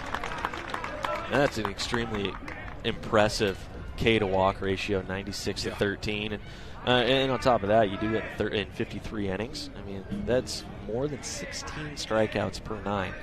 I mean, if you're in the 10-11 range, you would be considered more of a strikeout pitcher, and he's at 16. That's insane. Yeah, at one point he led the NAIA in strikeouts. That's great stuff, according to Ryan Dupick. Good stop there by Berg. Well, and it starts with that slider. I mean, he's thrown in any and every count. Has a lot of trust in it. Didn't land it there, but he's gotten. I mean, the first 2 strikeouts he got when he came in were on the slider. It's a pitch that really keeps offenses on their heels and trying to react. And then when you layer in a pitch like that, the fastball maybe in the upper 80s looks a lot harder to those hitters. The 2-1. To tantalize Scott a little bit there with kind of a fun little junk pitch up high, but Scott said no thank you. Now a good hitter's count with a couple men aboard and 2 out. Another key situation here for Concordia. We've got some type of delay down the left field line. Must have had a ball loose. It looks like we got some kids enjoying themselves out there playing their own game of NAIA World Series, and we got a foul ball get on the actual NAIA World Series field there. Playing a little wiffle ball out on the left field grass. Huh? Yeah. Oh, you got to love, what an atmosphere here. Yeah, they know these kids are smart. They know these games are televised. Hey, if we can throw a ball out there, maybe we can get on TV. Yeah, they know how to work it. Jake Scott has worked this count to the ideal hitter's count, 2-1.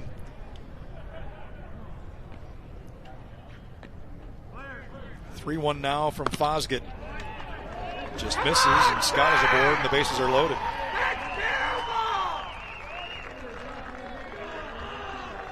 There you go. I mean, just trusting that slider. That was 3-4 sliders in a row. 2-1, down 2-1, down 3-1. Just continued to go with that slider. And here's Coach Ryan Dupick out to talk with Fawcett. Coach Dupick, an interesting story. His 7th year as he is making his way back. Just a quick word there, but was an assistant at Buena Vista University in Storm Lake, Iowa. Northwest Iowa kind of my old stomping grounds, and a former University of Iowa pitcher for 3 years. Finished at Buena Vista playing baseball and football. Stayed on as a full-time assistant and helped turn that program around and helped take the BV Beavers to the World Series in his 5th year. They got 3rd, and that drew attention from Concordia, and the rest is history. Now the head coach for the Concordia Bulldogs of Nebraska. Trying to get out of this inning. Bases loaded, trailing 1-0. Here's Dante DiCello. Takes that first pitch outside. You just feel like this is a critical moment in this game where IU Southeast could break it open. Yeah, absolutely. I mean, a couple free passes. I mean, you get a ball in the gap, and all of a sudden this turns into a 2, 3, 4 run lead. And it's interesting here. I mean, I understand that the slider is Fosget's best pitch. I mean, he knows that. IU Southeast knows that. Everyone knows that. But at times when you're not feeling it, it's almost worthwhile to throw a fastball, get your mechanics engaged, and maybe he's speeding up his arm action to get more spin on that slider if he's trying to guide it. If he just lets a fastball rip here and kind of gets his mechanics back on tilt, that could play well and leak over back into a slider and get it dominant again. Yeah, Coach Dupick saying his fastball will get into the low and a good day into the mid-90s, but yeah, as you mentioned, Billy, good breaking stuff. According to Coach Dupick, good curve, good slider. But he is in a hole here. The base is loaded. The pitch to DiCello, and that has been a pitch that home plate umpire Colin Price has called all afternoon. Say what you want, he's been consistent with that particular location. Yeah, and then those last 2 are fastballs well located on the outer half for Fosget. So we'll see if those 2 well-located fastballs bleed over. I'd imagine whether it be this pitch or the following, he's going to revert back to that slider and see if he gets back on top of that. The 1-2 tried to get him to chase, and DiCello didn't go after it. Count evens at 2-2. Yeah, there's that slider, and I mean up 1-2. It's good to expand the zone a little bit and see if we can't get DiCello to get himself out on a pitch that maybe isn't even close. And it's a ton of confidence in the catcher too, throwing that ball with the bases loaded, the ability to throw it off the plate, well off the plate, that he will stop that. Chopped along the right side, and taking it himself will be Fosget, and Concordia gets out of it with no runs relinquished. Great job there by Fosget after giving up a couple of hits to start things off. But no runs come across. We head to the top of the 5th. 1-0 IU Southeast.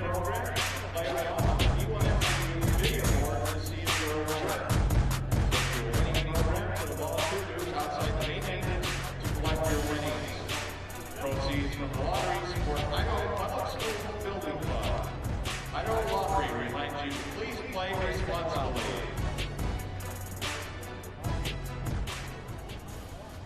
The Vista NAIA World Series would like to thank our 2021 banquet sponsors, the Idaho Beef Council, and the Idaho Potato Commission. Thank you, Idaho Truck Sales, our series medallion sponsor.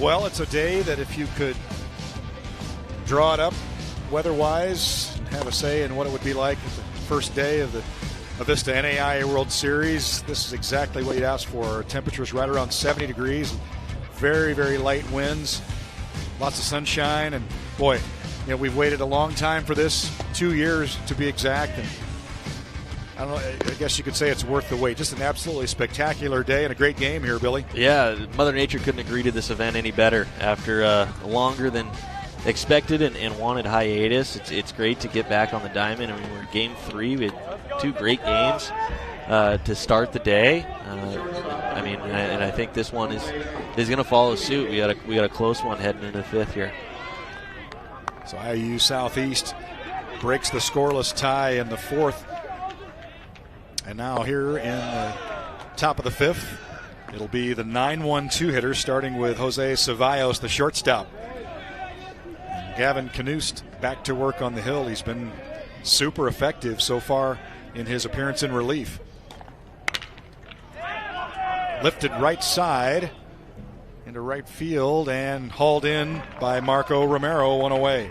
Yeah, that's exactly what IU Southeast needed, is to get the 9-hole out, not have to turn the lineup over to Jaden Adams and company with runners on. And you can see here, as we start to get into the meat of this order, it's almost like clockwork. You get 2 or 3 guys up throwing in the bullpen, making sure if there's any trouble. We got 2 or 3 guys ready to go, depending on the matchup. Yeah, absolutely, especially what you're hinting at. Top of the order here with Jaden Adams, Mr. Everything, the second baseman. With his third at bat, officially just 0 for 1. It was hit by a pitch in the third inning, but yet to really get untracked. We talked about his ability to steal bases. Team leading .394 average. Yeah, you got to, it's only the 5th. A lot of things can happen here, but you got to chalk it up as a victory. To keep Jaden Adams relatively quiet so far, and if Knust can retire him here, you may not see him till the 7th or 8th again. So it's IU Southeast is executing, and a big reason why they've got zeros on the scoreboard. That the 29th pitch by Knust, giving up just 1 hit thus far. That's coming on in the third inning. Came on with 1 out in the third inning of Cade Reynolds. The 1-2. Hanging tough at the plate is Jaden Adams. Really provides those competitive at-bats at the top of the order. Saying the coach, Dupic. He's good for plenty of doubles as well. Second on the team in doubles with 16. The 1-2. Staying alive. Yeah, these are the types of professional at bats that yeah, it's a great job by Adams seeing pitches, setting them up. They're seeing 8 or 9. Maybe he can get on base himself, but it wears on a pitcher both physically and mentally. When you have these long at bats and these tough at bats to retire these outs, it lends itself to the potential of more and more mistakes. And that could be a very real reason why this team's hit 90 home runs, because of the at-bats that Jaden Adams' company has grinded out in front of these big boppers. Yeah, those boppers, Bo Dorman, Joey Grabansky, Keaton Candor.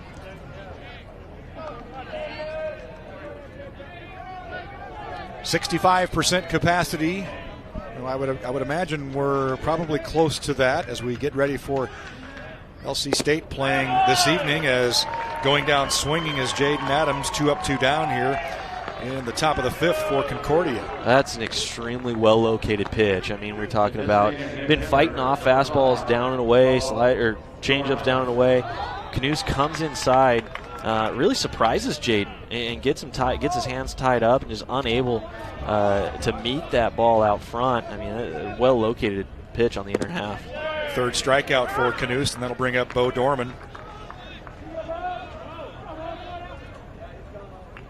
Dorman popped out to second and reached on a fielder's choice in the third.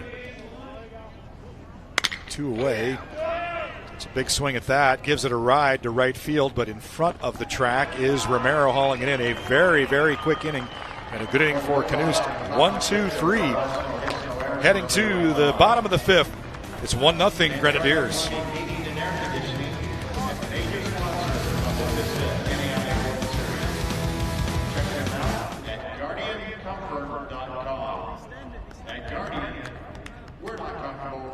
Until you are.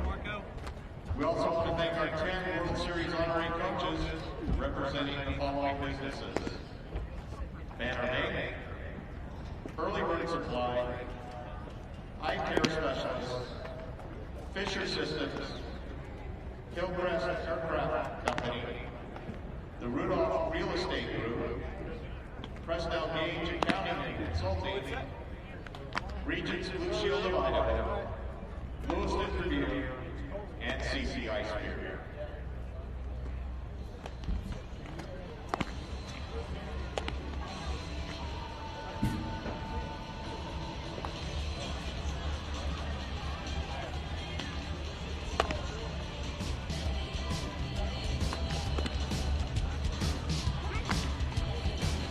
Getting ready for the bottom of the fifth here, and the pretty good contingent on hand from Indiana University Southeast, which is located in New Albany, Indiana, which is situated across the Ohio River opposite Louisville, Kentucky.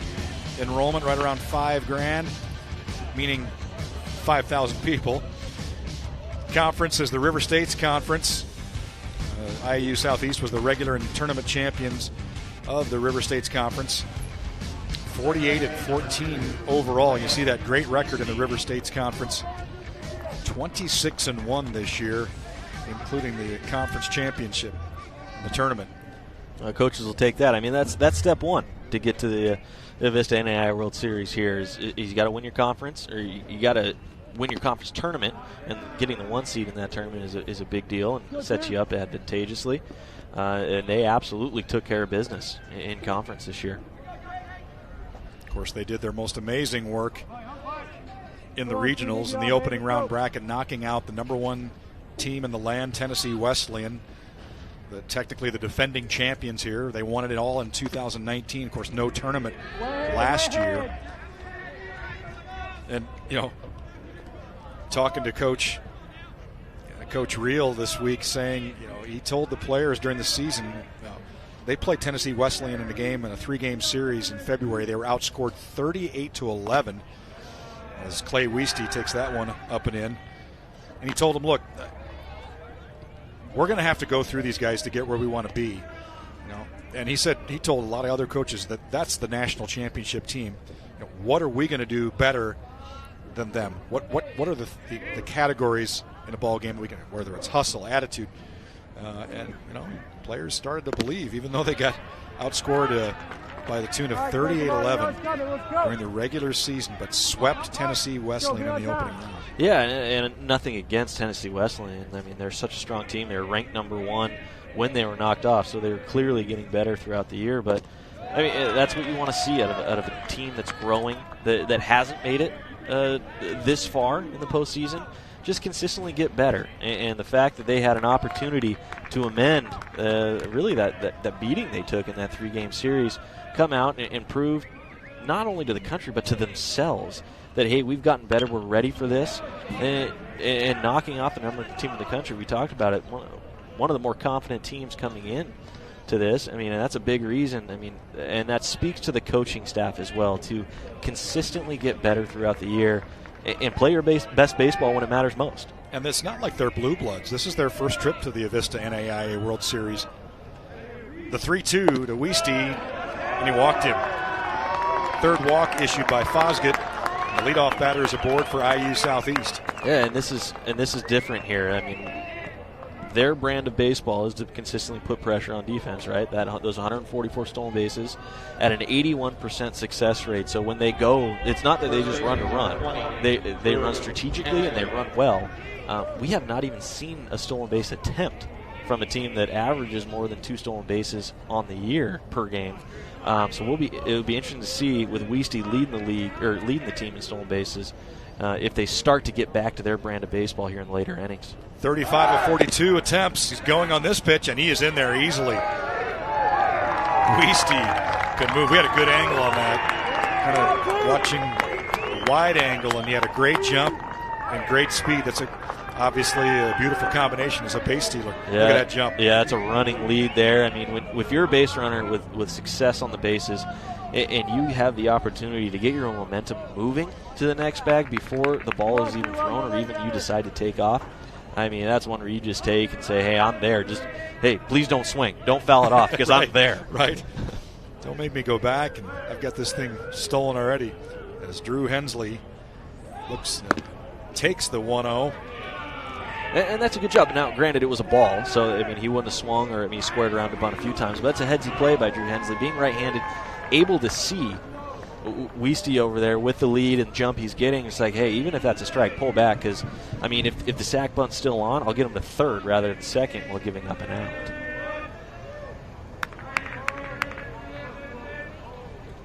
Hensley, 2-0. Good pitch on the lower outside corner. Hensley played high school ball with Grenadiers catcher Brody Tanksley at Bedford North Lawrence High School in Bedford. Indiana.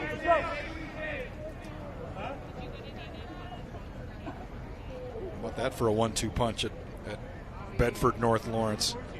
A couple of studs going on to play quality NAIA baseball.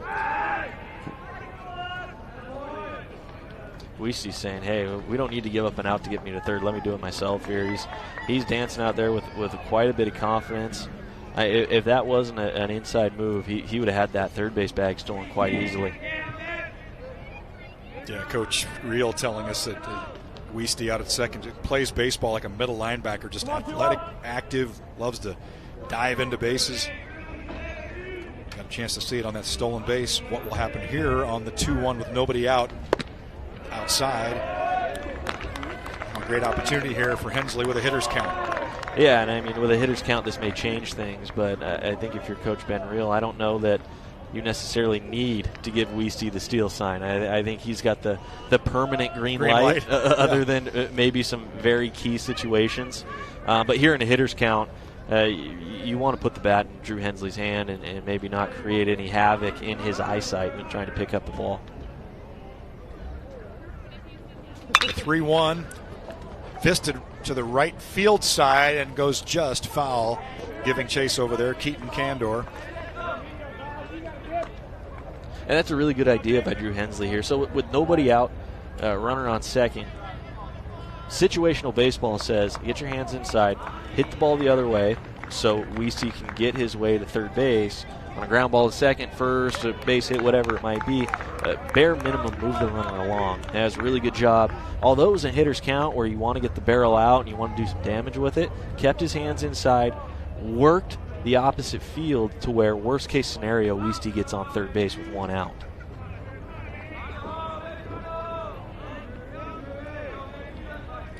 Fosgett now with his 48th pitch, the 3-2 to Hensley. Fouled away again. The philosophy for IU Southeast, Ben Reel says, hey, let's score first. Do it with multiple 2-out RBIs. And then we extend that lead, and then I thought it was an interesting thing that he said, after we score, never allow a run to the other team. Well, and that's calculated too, because those last three pieces that you mentioned, those are the true gut punches in baseball. Those 2-out RBIs demoralizing to a pitching staff and a defense. Almost had them on the ropes, get that quick one. The ability to extend the lead late. I mean, one run, is that just out of play? It's just out of play. But getting that one run late in the game, extending that lead, it plays more mentally than just one run. The ability to expand those. It's a great brand of baseball. It's one of those hard-nosed brands of baseball. It's not always going to be pretty, but it's going to be effective more often than not.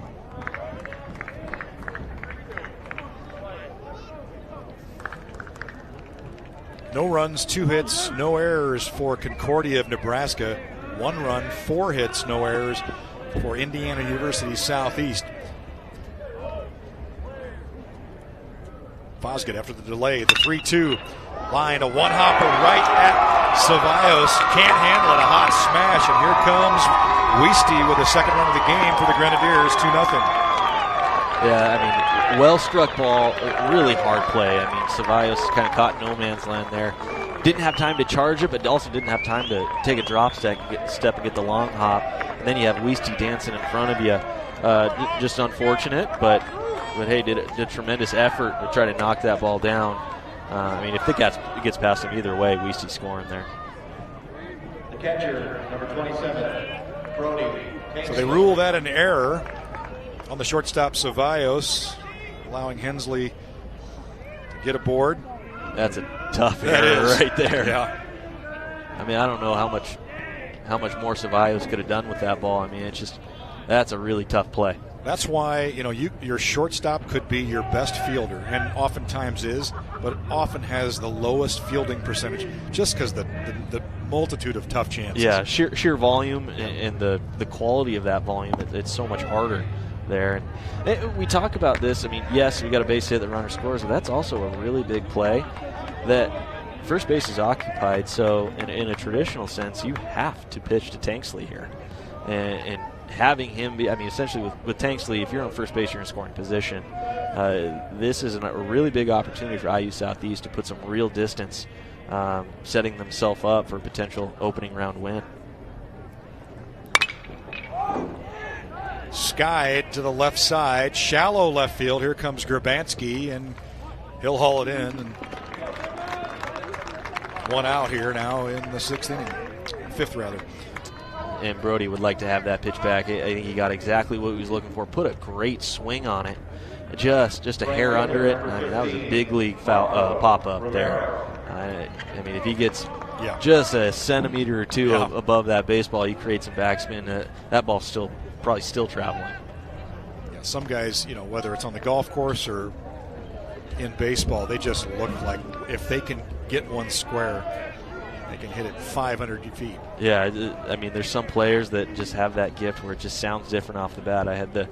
I was fortunate enough to play against Chris Bryant when he was at University of San Diego, and he was one of those guys where he hits BP, and God, we look really using the same bat, but his sounds a heck of a lot more different than the way when I square a ball up. Right. It's just with those levers and just the strength, and Tanksley has that at this level. It's fun to watch guys like that hit. Romero had a nice at bat last time up, singled.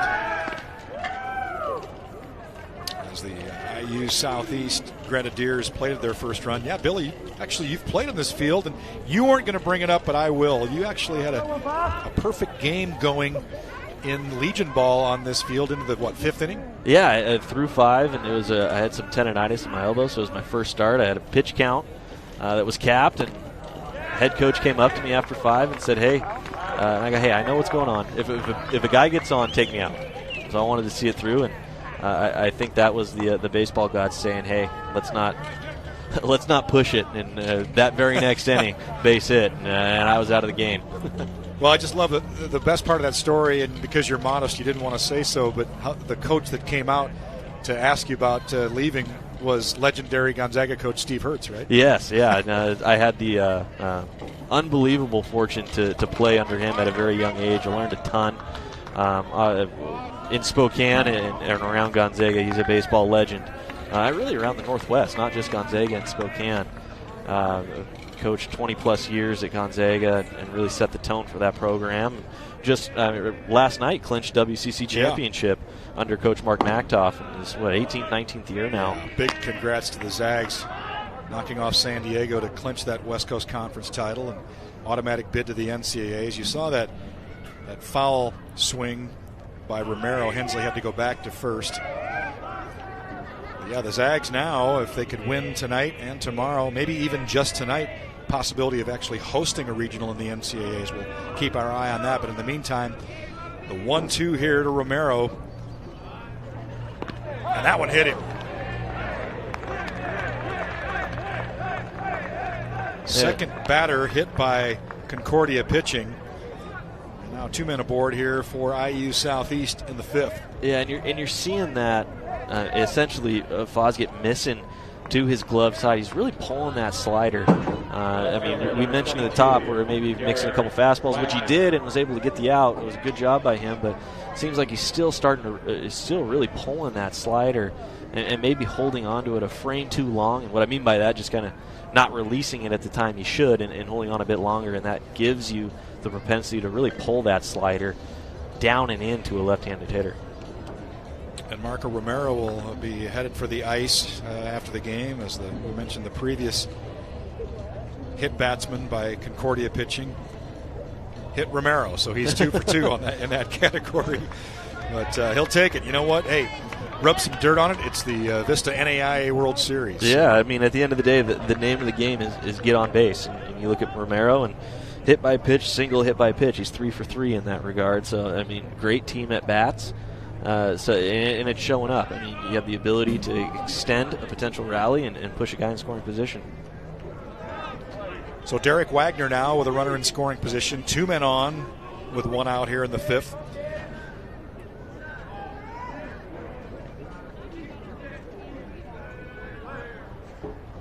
Off-speed pitch is in there for a strike. That's a good job by Coach Dupic, getting out there, settling down Fosgate. I mean, you saw there exact same pitch that hit Romero, that slider we've been talking about so much, but was able to stay on top, find the release point, and bend that in there over the outside corner. Now the 0-1, fastball outside. My favorite story, I think, talking to any of these coaches before the Avista NAIA World Series, while being recruited, Wagner asked Coach Reed, hey, what's the career home run record at IU Southeast? That's if I'm a head coach, I'd be like, I want you. Yeah. Confident guy. You've got some drive in you. That's not just, hey, I want to be a contributor. I want to be the best in program history. Those are the mentalities that you want, and quite honestly, those are the mindsets that allow you to get better throughout the year and never settle. That's exactly what we talked about with IU Southeast. They did that. They peaked at the right time, and they find themselves competing for a championship. He hit 8 home runs his first season after arriving at IU Southeast as a true freshman, so didn't threaten the record, and just 4 this year. But yeah, you love the confidence, maybe a little bit to the point of having a little swagger. The 2-1 upstairs, and now Wagner will have a chance with a hitter's count. 2 men aboard, just 1 out here in the 5th. He arrived at IU Southeast as a catcher, but was moved to left field, especially tough as he was moved to one of the biggest college outfields in the country, 410 to center at IU Southeast, where one wrong step and it could be a triple. The 3-1 outside, and the bases are now loaded. So you feel like this is an inning where if this game is to be broken open, it could happen here. Bases loaded, just 1 out.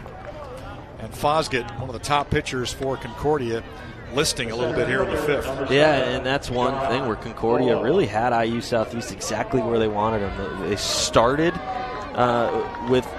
they got Cade Reynolds out there. He pitched tremendously, got through the rotation once, put up a bunch of zeros. You hand the ball over to your ace, and all of a sudden this is unexpected if you're a Concordia fan. I mean, you're used to Fosgate getting out there mowing guys down. And IU Southeast has put tremendous at-bats together to consistently apply pressure. And it looks like Fosgate just really hasn't quite found that release point yet, whether it be the fastball or slider. He's shown great spots to where he's located and throwing great pitches, and you can see the talent he has. Just hasn't been as consistent enough as he's proven to be throughout the course of this year. So here's John Olam, the great opportunity, bases loaded.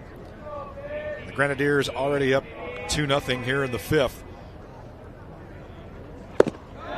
Went around, fooled him there with the off-speed pitch, and it's 1-2.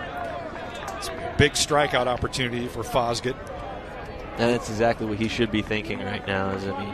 You got the stuff, maintain the confidence, and really up in the count 1-2, have the ability to extend the zone, get that strikeout without any opportunity of that run scoring. 61 total pitches for Fosgate. Will the 62nd be strike 3? No.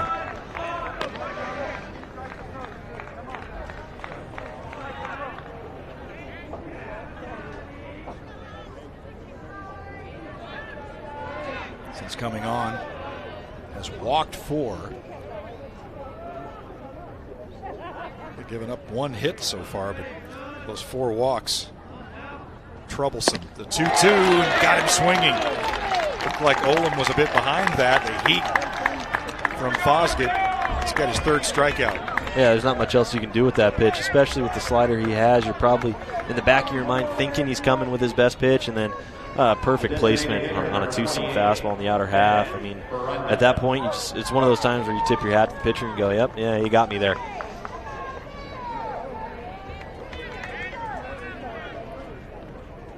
Fosgate, 6'3" senior from Carlsbad, California. It's a guy you want on the mound in this situation, a senior. The base is loaded, and here's Ben Berenda, the DH. Berenda 0 for 1 with an intentional walk in the 4th. Hensley at 3rd, Romero at 2nd, Wagner at 1st. An opportunity for the Grenadiers here in the 5th.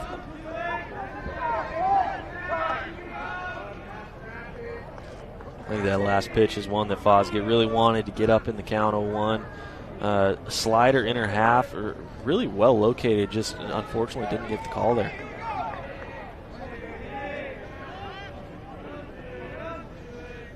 Righty-lefty combo.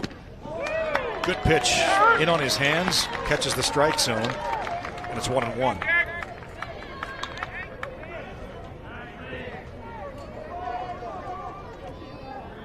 And several key moments in this game. This is clearly one of them here, particularly for Concordia, trying to keep this thing close. The 1-1 swung, and he missed. And now Fosgate is one strikeout away from getting out of this. Yeah, and you never want to find yourself down 2-0 and going into the 6th inning. But if you're Concordia, with the pressure IU Southeast has put on them throughout the course of these first 5 frames, you got to look at the scoreboard and say, hey, we're right in this game. If we can get out of this inning, only down 2-0. I mean, considering the pressure they've applied, that's a pretty good deal. Great stop there by Ben Berg. Saved a run. In fact, it almost hit Berenda there. Take a look at the replay. And like we saw earlier in the game, do you just stay put and get hit for the RBI? That's tough. Yeah, I mean, it's all about reflexes. The book says you should, but I mean, when you got a fastball in the upper 80s, low 90s that's headed right for your ankles, self-preservation. Yeah, that's one where if that clips you in the ankle, you might be. This might be the last game you play this weekend. Got him looking with the hook. Ben Berenda looks at strike 3, second strikeout in a row for Fosgate, and he gets out of it as IU Southeast leaves the bases loaded. Ben Berenda frozen, and the score stays 2-0.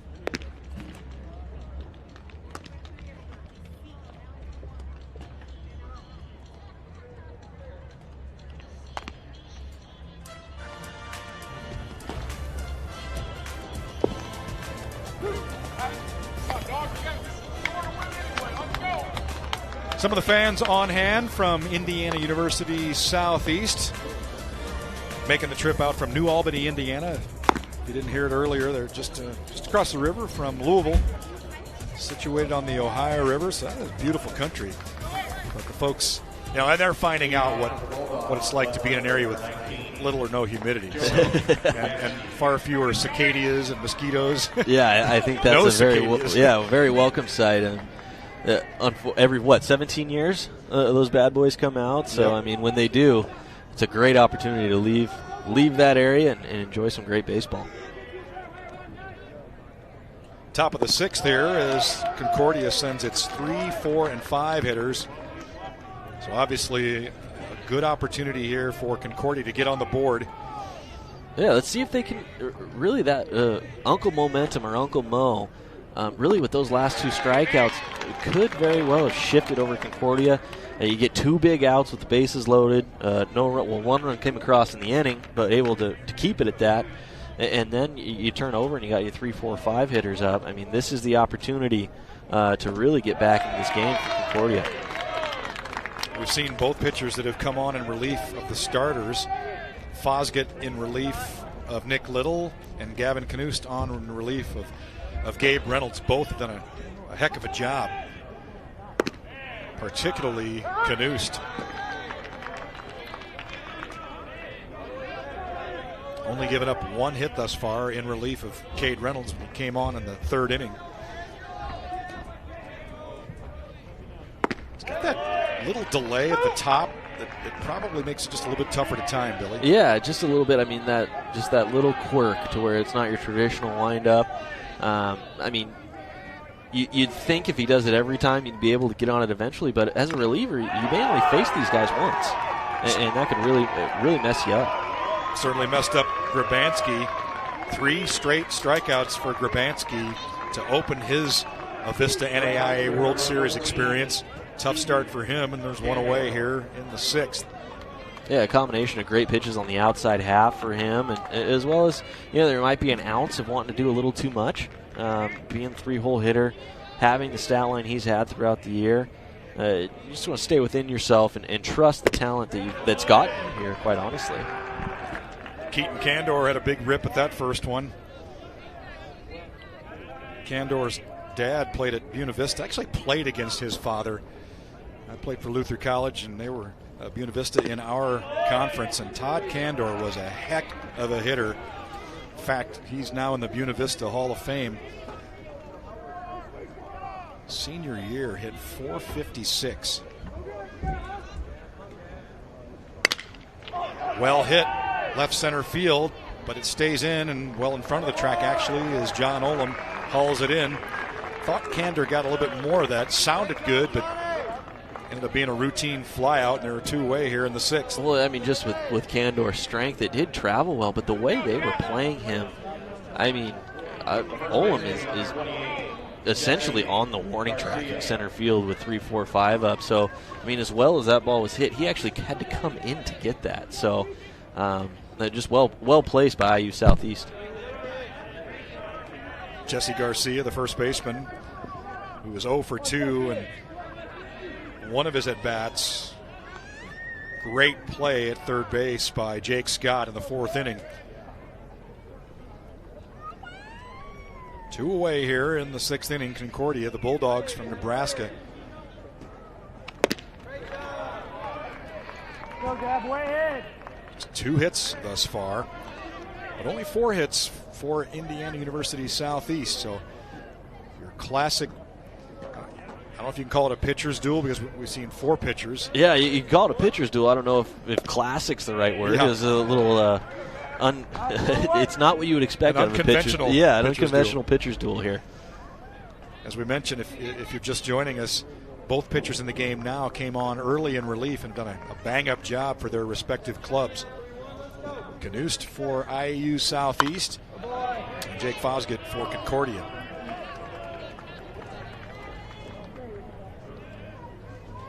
Yeah, this is a great example. I mean, we talked at the top of Real having a quick hook with his team, and that's just a mentality the entire staff has. But if you got a guy with a hot hand, I mean, you don't fix anything that's not broken, right? And Knust has come out and hit his spots. Really not a lot of high-leverage pitches here. The ability to work quickly through innings. Looks like he crossed up the catcher there. That was not an expected curveball there. Anytime it looks awkward, that's probably what happened. And being a veteran, Tanksley's like, hey, wait a minute, bud. There's not even a guy on second base. Right. I threw down 1, and you saw 2. Might be time to get the eyes checked. The 2-2 struck him out. So a 1-2-3 inning, including 2 strikeouts for Knust, who is rolling. We're headed to the bottom of the 6th. It's 2-0 Indiana University Southeast at the Avista NAIA World Series.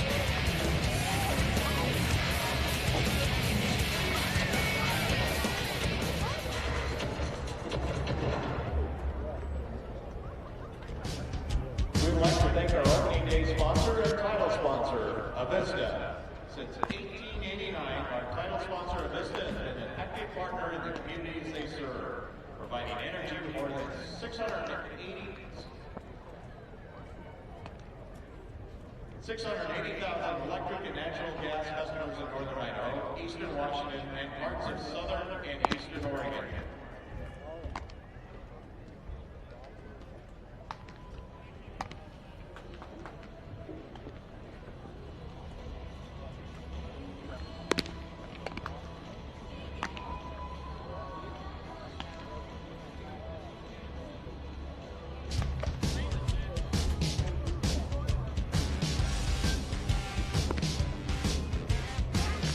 Welcome back to Lewiston, and this is probably only the beginning. This is going to be a lot more of this as we get into the Memorial Day weekend. Lots of boating here on the rivers here locally. And IU Southeast trying to bring this game in for a landing like that guy. The Grenadiers up 2-0 as we go to the bottom of the sixth here. Grenadiers with their 8, 9, and 1 hitters on an absolutely couldn't have a more pleasant evening here this evening. Temperatures right around 70 degrees, and folks getting ready for the host school, Lewis Clark State, to play Faulkner after this one. But first things first, the first pitch of this inning, the Jake Scott is in there for a strike. Yeah, I mean, if I wasn't sitting here on a gorgeous day watching baseball, that's the number 2 spot I'd be, on a boat somewhere enjoying this great weather. Fosgate back to work, quickly ahead of Scott here. Scott 0 for 1 with a walk in the 4th inning. Previously played his ball at Houston Baptist, the 0-2. That pitch has been very close all afternoon. At that time, Colin Price lets it go as a ball, 1-2. Yeah, it's a good job. And it's a noticeable change with Fosgate here with his tempo coming out this inning. He's getting on the mound, getting it, ripping it, and he's hitting his spot. So let's see if he can continue that tempo, because when you can get in a rhythm on a pitching as a pitcher, especially with his stuff, I mean, he can make quick work of really any lineup. And with that pitch, he's now thrown a little bit more than twice as many pitchers as the starter, Nick Little. 74 pitches now for Fosgate. 33 balls, 41 strikes. Trust his fastball a little bit more. I mean, you see that 0-2 pitch that just missed was the fastball. Comes back after breaking ball 1-2, goes fastball up. I think that was something that Ryan Dupick, in the dugout said, hey, fastball's working. Slider maybe isn't as great as it has been in the past, so let's lean on that a little bit more than we have.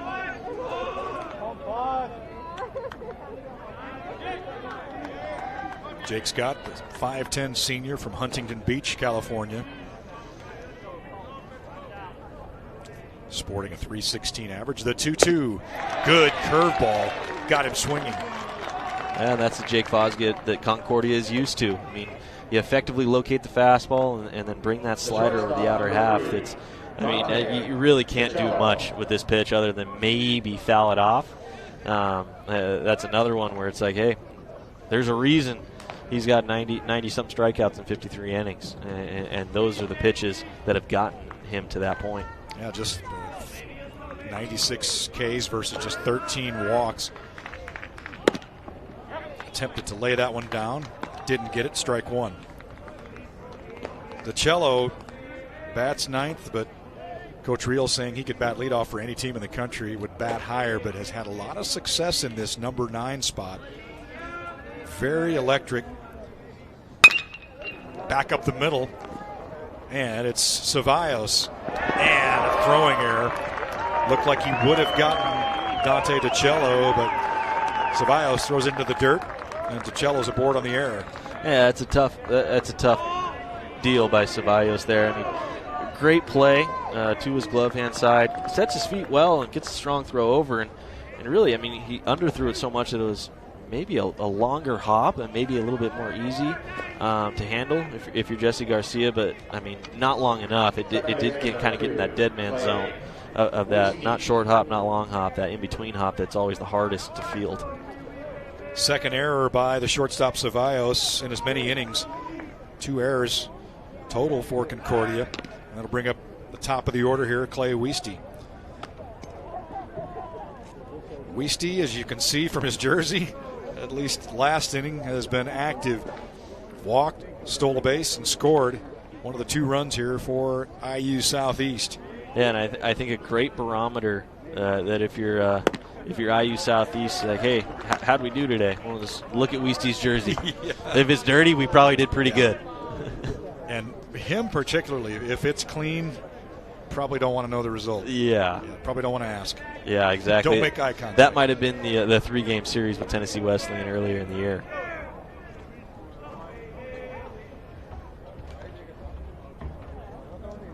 The 0-1 Looked like it maybe got away from just a little bit up high. And what Billy was referring to, the Tennessee Wesleyan struggles. IU Southeast outscored by Tennessee Wesleyan 38-11 during the regular season, but they knocked Tennessee Wesleyan out of the regionals, sweeping them and going 3-0 in the Kingsport bracket to advance to their first Vista NAIA World Series. And IU Southeast, even though it's their first series here in Lewiston, playing like a blue blood.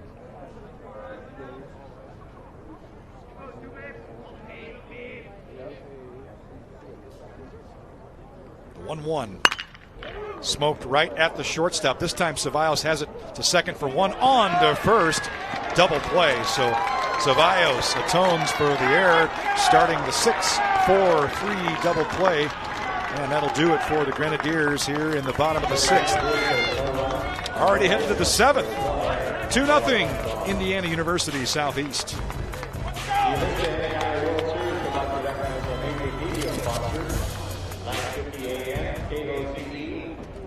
SWS, Clue TV, Lamar Outdoor, and the Lewiston Tribune. Let's go, dogs, here we go!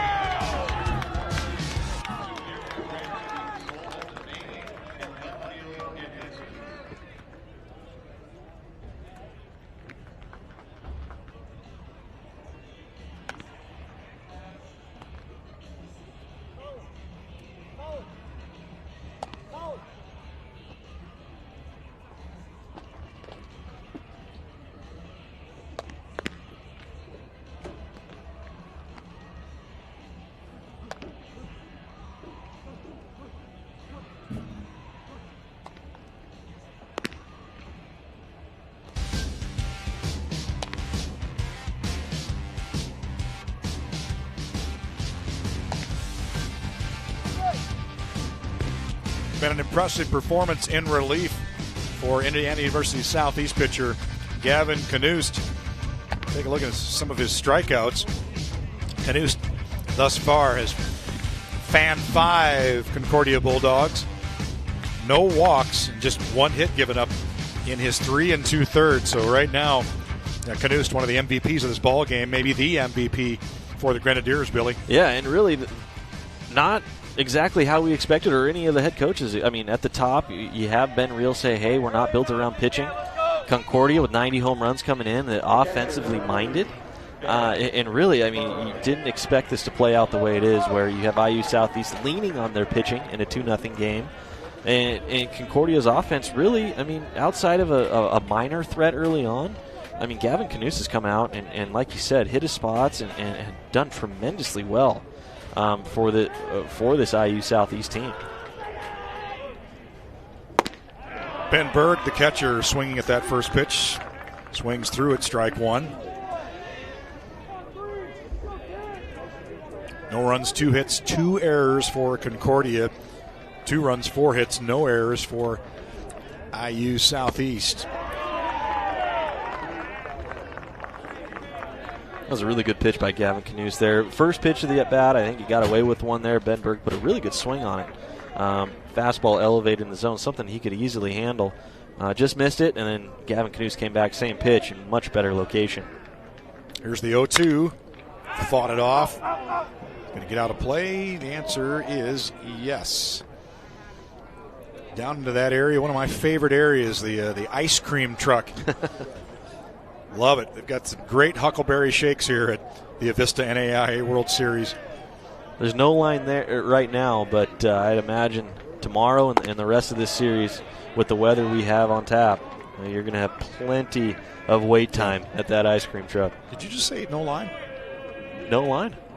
I can cover. Can you do an inning or two here? Yeah, I'll take it here. We got a seventh inning stretch coming up, so that's you might want to get there before that Just hits. Combine it with the stretch, call it good. I'll bring them back both Huckleberry Shake for Russ.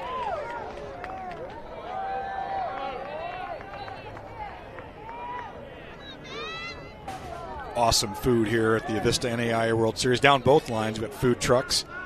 It's just so nice to see things moving back into normal. This one lifted into center field just in front of the track. Now right at the edge of the track is Olam hauling it in, and Berg is retired. That was a swing, kind of got out on his front foot and kind of flipped the barrel out and chased it to the warning track. I mean, that's got some good barrel on that ball for being a little bit out front. Had some carry. Must have been the mullet. It has supernatural powers. I mean, there's a reason you see a lot of those come, whether it be the Vista NAIA World Series or the College World Series, the Division I level. I mean, the hairdos come into play and can be a tiebreaker, quite honestly. Yeah. This thing goes to the 18th inning. You just call it and say who's got the better facial hair. Yeah, line it up. Top three mustaches, hairdos. Jacob Falk. The count evens at 1-1. Falk 1 for 2, singling in the 4th inning.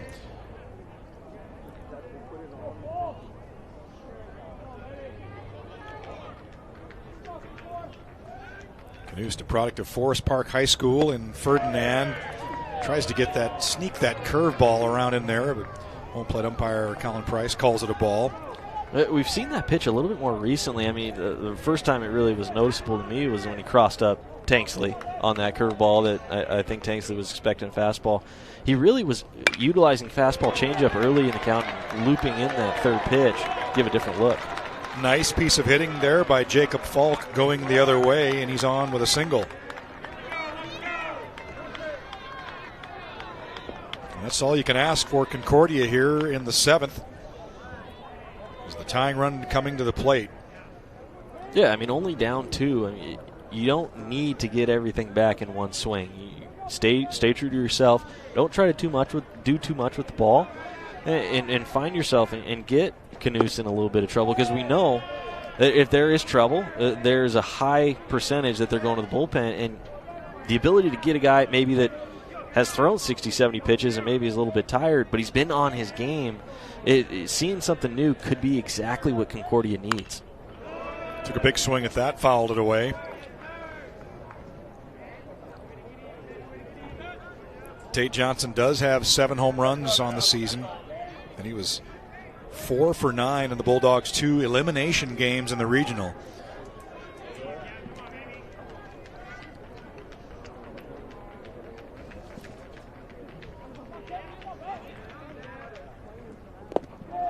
Bounce that one in there, but Falk stays at first. Yeah, we talked about the heroics of Indiana University Southeast in the opening round bracket, but man, Concordia scoring 4 runs in the bottom of the 8th to beat Bellevue in that championship game of the Bellevue bracket to get here to Lewiston for the first time. The 2-1 almost got him, and the home plate umpire, Colin Price, says, yes, it did.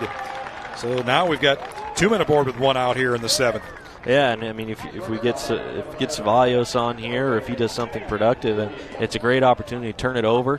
Jadam Adams in the top of this lineup with runners on base and the potential to create some havoc and cause some damage, get back into this game.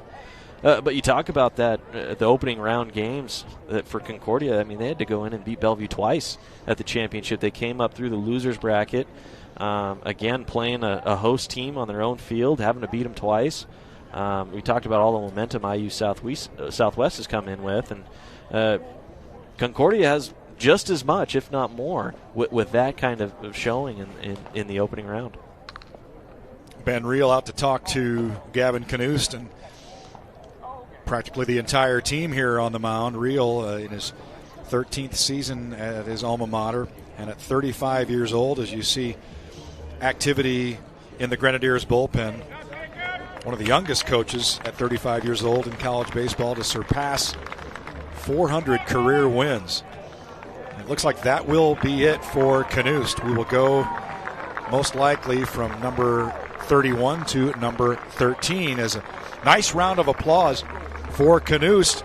We will introduce you to the new pitcher for the Grenadiers when we return.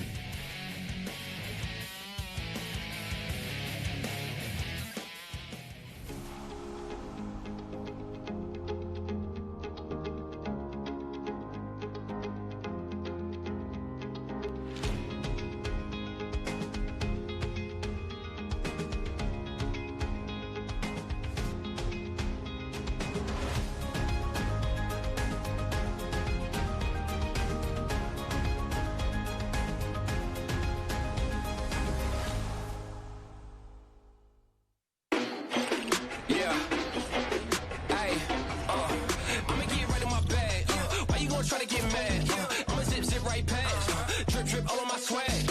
Why you trying to size me up? You don't wanna try your luck. Another level, another level, another level. We ain't never settle now. Level up, watch me level up.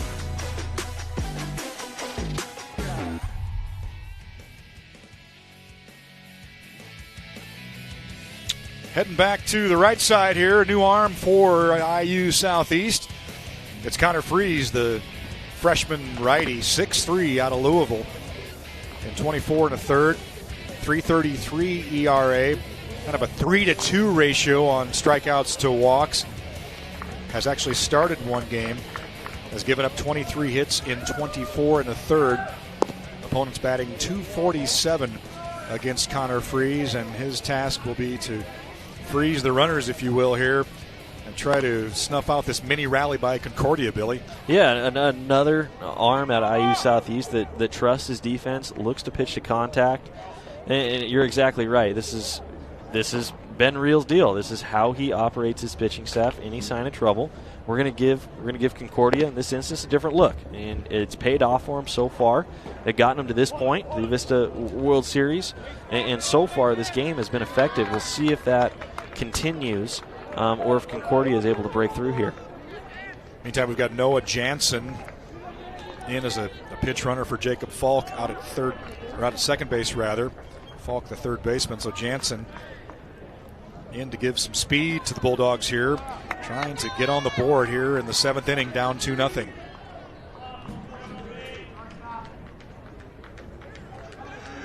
It's Jose Cevallos, the shortstop, took a big swing at that, eye high, and missed. Looks like we've got a pinch hitter, Noah Jansen here.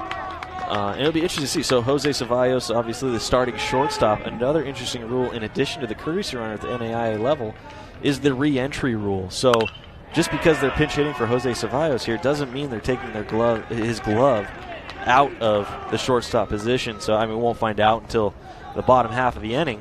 But I would expect that's what Coach Ryan Dupick is going for here. Now, forgive me, I had Noah Jansen as the pinch runner. He is the pinch hitter, and it's Alec Blakestad out at second base. The 0-1 to Jansen fouls that away, and he's in a hole.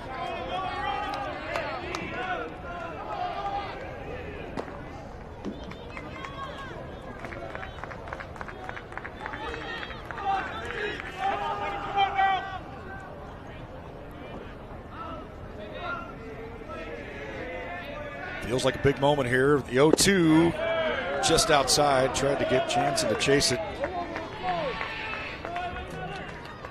It was a good job, 0-2, extending the zone, seeing if Jansen chase that, whether it be a rollover, a potential double play opportunity, or just extend the zone and see if he can get himself out. It's a good job by Connor Freeze hitting his spot there. Here's the 1-2. Fouled away again. And Jansen, the sophomore, the 5'7" sophomore from Johnston, Iowa, one of the largest school districts, if not the largest school districts in the state of Iowa, with the huge growth of Des Moines. Jansen looking for a huge hit here in the Avista NAIA World Series. The 1-2. Got him looking. So the pinch hitter Jansen goes down, and there are two away here in the seventh. Good start to the outing here by Connor Freeze. Yeah, and another guy that doesn't necessarily or hasn't necessarily leaned on the strikeout to get through innings throughout the year, and comes back with a perfectly placed fastball in the inner half. Just really froze Noah Jansen. Clearly looking for something maybe either off speed or on the other side of the plate. Really surprised him and froze him there with a perfectly placed pitch. Thought you were going to go there with the Connor Freeze froze him. Ground ball to shortstop, and it's DiCello having to hurry, but he retires the first pitch swinging Jaden Adams. And a great job coming in by Freeze to retire the two batters he faces and retire the Bulldogs without scoring. Heading to the bottom of the seventh, it's stretch time at Harris Field, 2-0 Indiana University Southeast.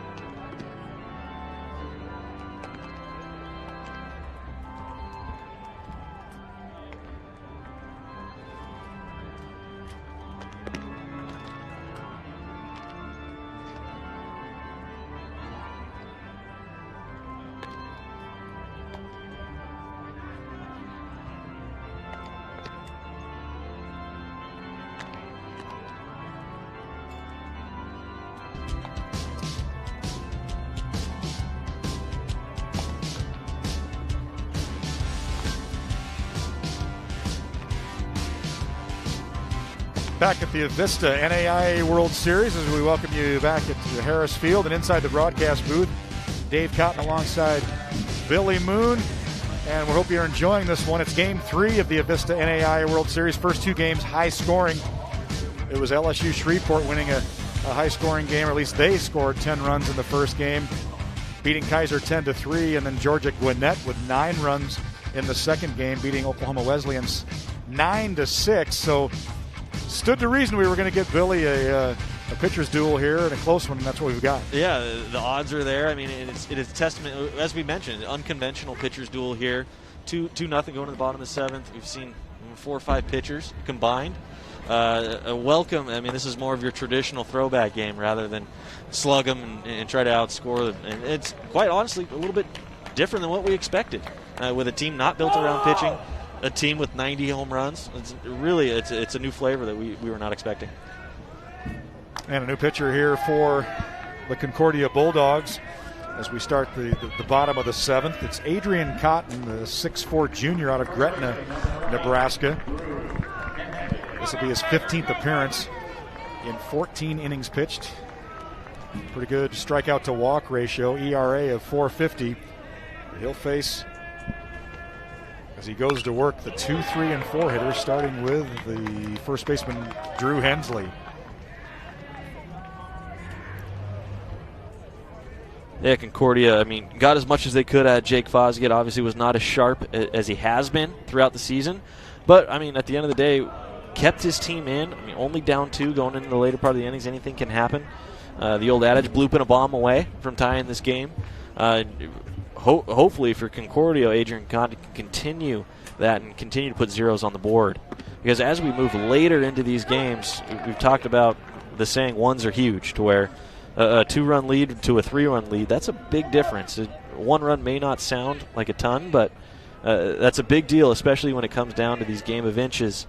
In these high leverage situations here in the Vista NAIA World Series. The 1-2 to Hensley just missed. Good pitch there by Cotton.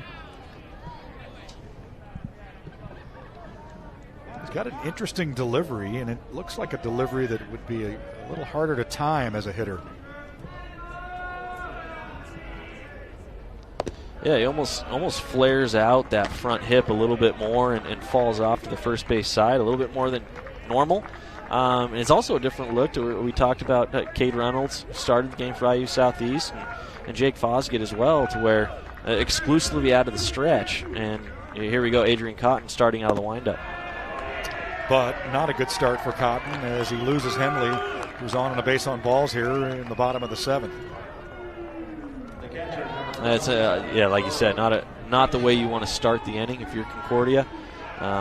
They've done a relatively good job of stranding runners when they do get on base. Let's see if they can continue that here in the later parts of this game. So here is Brody Tanksley, the catcher.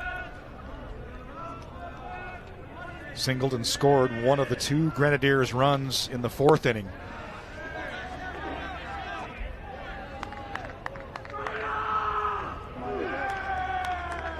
Talked about IU Southeast utilizing the stolen base as a key part of their offense. This is a spot to where I would highly doubt that there's even a thought about stealing second base here. One, the potential of running into an out, but secondly, with Brody Tanksley on here, you want to keep first base occupied if you're Indiana Southeast. Because let's say a stolen base is successful, leaves the opportunity or the thought for Ryan Dupick to come in and just say, hey, put him on, intentionally walk Tanksley, and we'll put the double play back in order and play our chips with later in the lineup. Yeah. You want to play that game, I'll play this game, and we'll checkmate.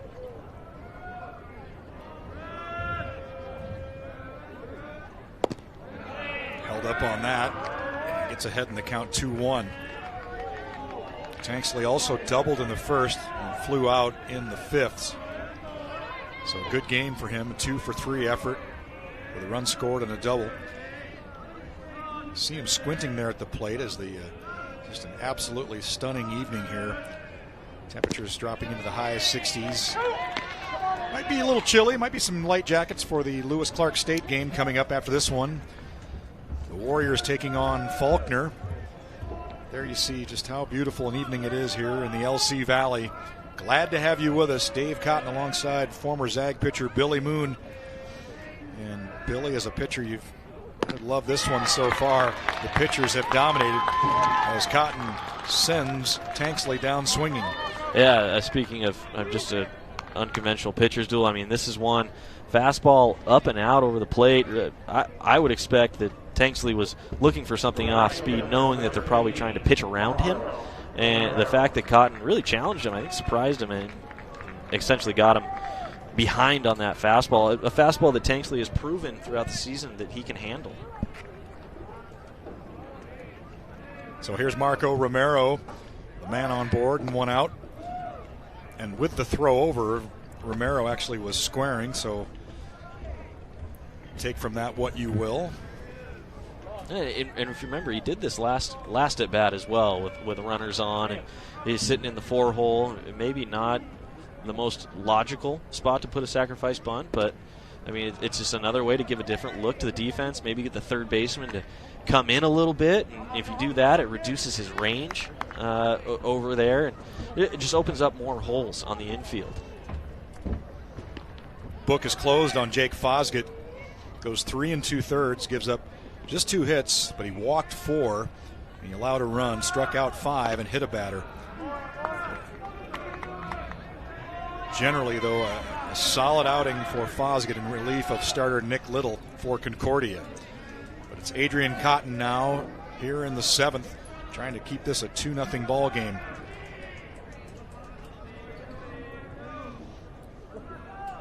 The 2-0. Well hit.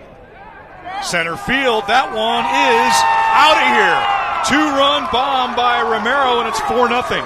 What a night for Marco Romero. I mean, squaring to sacrifice on the first pitch, and it's a laser to dead center field for 2-run home run. Really blow this game open here late. A 4-run lead in this type of game seems like a heck of a lot more. I mean, what a swing. The ability to keep the hands inside, drive that ball deep out to center field. Just a tremendous effort backing up Tanksley. Got every bit of that, and you can tell that as he's watching it, he probably thought that was out of here. He's like, I got it, but did I get enough? And he clearly did. Hit it up on the roof of the building out there, just beyond the center field fence. So a big blast, and the IU Southeast faithful very pleased as the Grenadiers have doubled their lead here in the bottom of the 7th. That's a big play there. I mean, obviously the 4-run lead, one swing of the bat. The only way they can tie it is through a grand slam. To where a 2-run lead, a lot more options are open in Concordia's playbook to come back. They're really going to have to string quite a few hits together now. And with the way IU Southeast's pitching staff has been throwing, I mean, anything can happen, obviously, but you got to feel pretty darn confident in that third base dugout that, hey, 6 more outs, and we've accomplished our first appearance in the NAIA World Series with a win. Here's the 1-2 from Cotton. Wagner does a nice job fighting that one off. Yeah, as you mentioned, that's a pitcher's pitch there. A pitch that has been called a strike, maybe a little bit off the plate on the outside corner. Just a tremendous job of spoiling that pitch and not leaving it into the home plate umpire's hands to potentially end the at-bat. 1-2 in the dirt.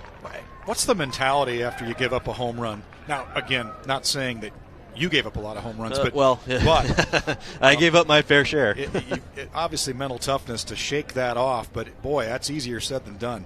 Yeah, absolutely. It's one of those things where in baseball you have to have a short memory. And yes, it doubled the lead late in the game. That's a big swing for IU Southeast. But the comeback starts with Adrian here. You have to finish this inning. You have to keep them at 2. This inning, keep it a 4-run lead. Just give your offense an opportunity to where maybe a walk, a couple hits, all of a sudden you have the threat of potentially tying the game with one swing of the bat. The confidence, if he can get 2 more quick outs, get Concordia into the dugout, regroup, come together, hey, realize, hey, we've done this all year. We did it in the opening round. That's why we're here. We have the opportunity to come back. It gets more and more difficult as this 4 turns into a 5, a 6, a 7. And that's where it starts with Mr. Cotton here. Yeah, Concordia, best offensive team in school history. Shattered the school record for home runs with 90. Just haven't been able to plate any runs here tonight, trailing 4-0 here in the 7th. Here's the 3-2 to Wagner. Little chopper to shortstop. Ceballos. Nice play there on the run to retire Wagner, and there are 2 away here in the 7th. Well, and there's an example of a new rule, or not a new rule, but a rule that NAIA has that not a lot of other leagues have, is the re-entry rule. I mean, we mentioned that Jose Ceballos got pinch hit for in the top half of the 7th, was able to re-enter the game, not lose your starting shortstop in the glove he provides. It makes a great play on the run. And Coach Ryan Dupic is going to make a move here. That'll do it for Adrian Cotton, and a tough outing for Cotton as he gives up the big 2-run homer that expands that lead from 2 to 4. We'll take a break and introduce you to the new Bulldogs pitcher when we return.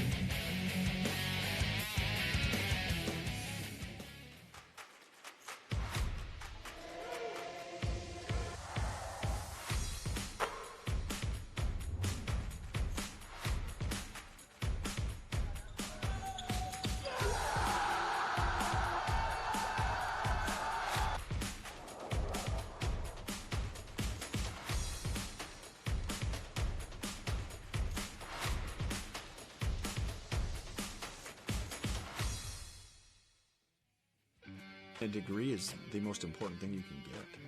You get a degree, doors open. It doesn't matter what you want in life. Getting that degree is the first step to that. There's a lot of time in a day. You can spend that time attacking your academics. If you're close, why wouldn't you finish that? Really what it comes down to is how bad do you want it? Attack the hard stuff as hard as you can with confidence. That's what the Warrior Way is.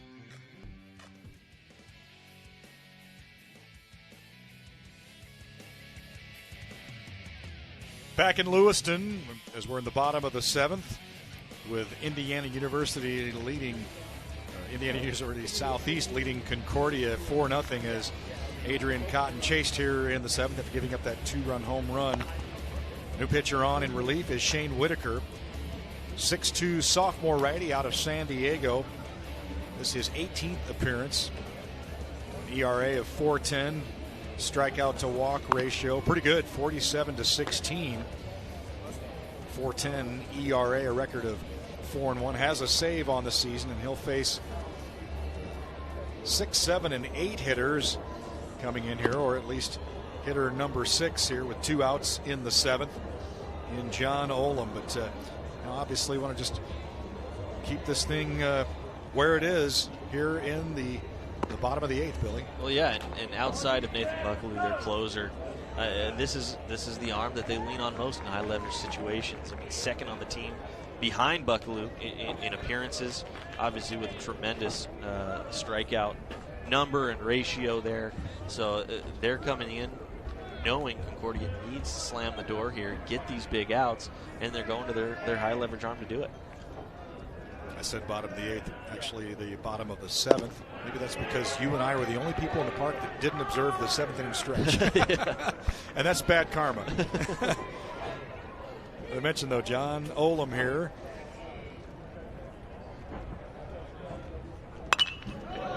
Fouled away.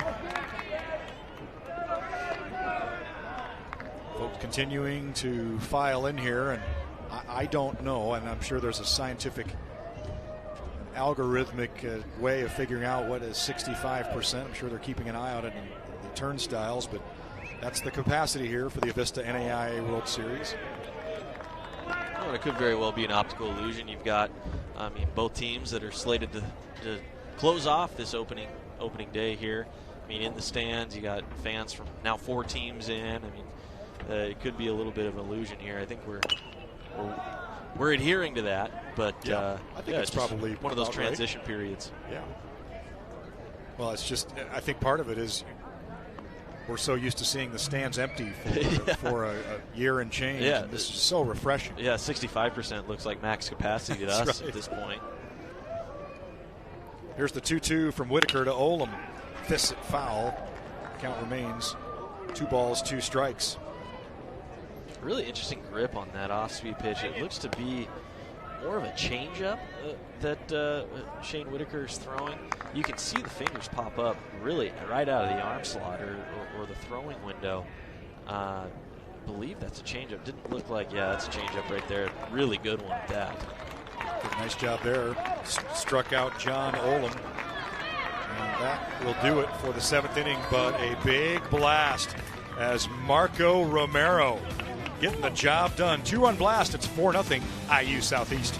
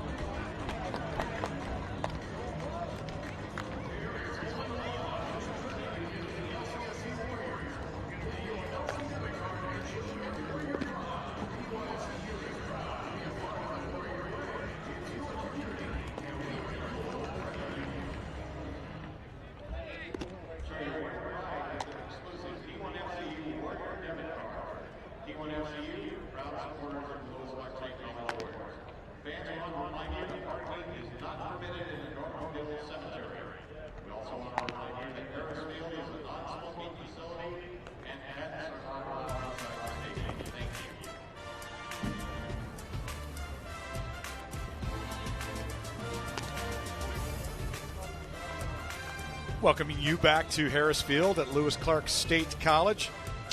See how I did that? I just read the banner. Beautiful evening here. It's what baseball is all about. Moderate temperatures.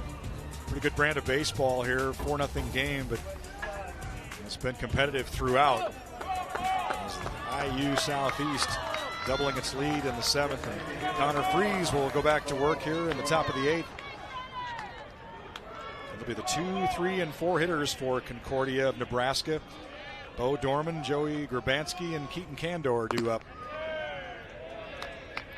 And again, this is where Concordia wants to be in their lineup. This is where they can really start to generate a comeback that they desire. And, I mean, obviously, IU Southeast has been able to shut them down, and that's a well-struck ball. Where does that leave the ballpark? Foul. Yeah. Boy, that was close, and I'm kind of surprised that Dorman didn't take off running. Right. He knew it was foul off the bat, clearly, and, I mean, that's just the way the game's really gone for Concordia. A couple of well-struck balls right at IU Southeast defensemen. Great plays in the field by DiCello in particular, and, I mean, here you are, just a couple strokes of bad luck and down 4-0 late in the game. I can kind of see why Dorman thought that was going to go foul. There's actually a fairly good breeze if we get a shot of the left field bleachers and those banner flags. There you go. That would have blown that foul ball back closer to the line, which is kind of what happened. So Dorman might have been a little embarrassed there. Ball drops in fair. He's standing at home plate. 2-1. Swung and he missed. Yeah, extended the zone there. Connor Freeze did a great job of elevating his eyes. I mean, when you see a fastball that's letters to eyes high, I mean, it's not a pitch that's easily handled by hitters, but it looks really good coming off the hand. It's very hard to lay off. Here's the 2-2. Up high and might have gotten him on the hand. Oh, looks like they got the bat there. Another unfortunate break, because if that doesn't hit the bat, Concordia gets their leadoff man on, which really hasn't happened much this game. I do like how Dorman, after that, was flexing the hand to show the ump, hey, trying to sell it a little bit. Like, ow. Yeah. It's a little bit harder to sell it with a metal bat where you hear it ting. Yeah. Bone and bat sound like two different things, typically.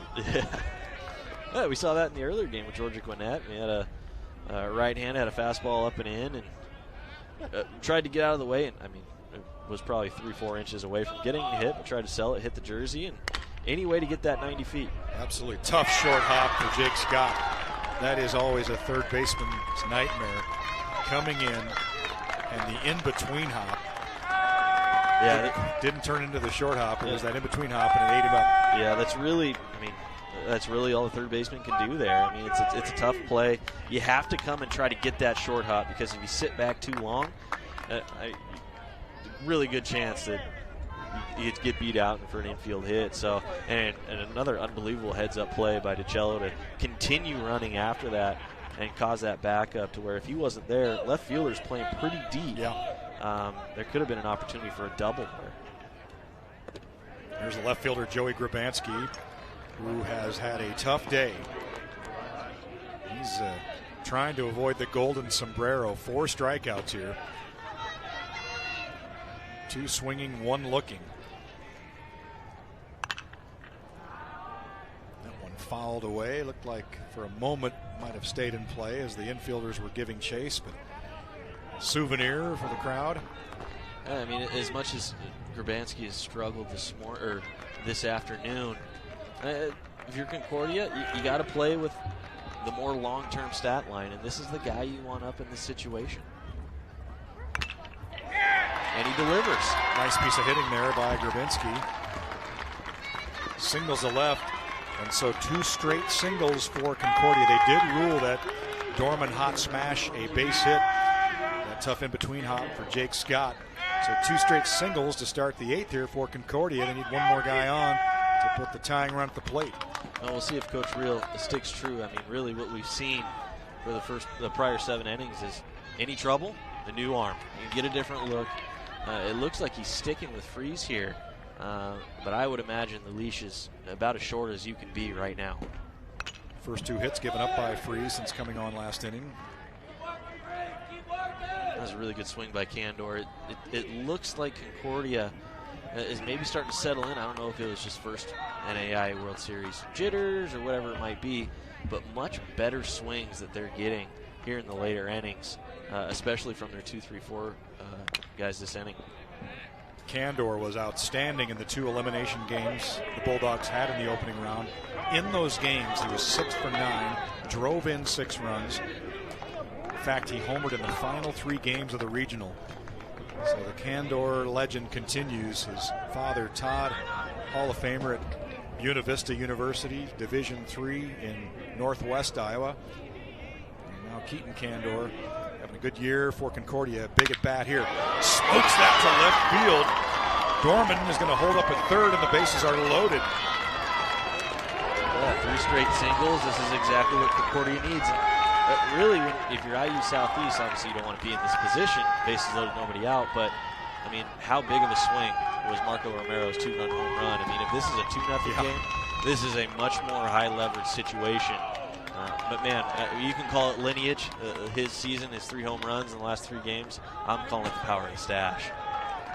I can't agree more. You got to give Keaton Candor, Todd's his father, as Connor Freeze will make his way to the showers, as it were, if you will. But we've got a pitching change. We'll introduce you to the new IU Southeast pitcher and maybe have a little better look at Todd Candor's mustache when we come back.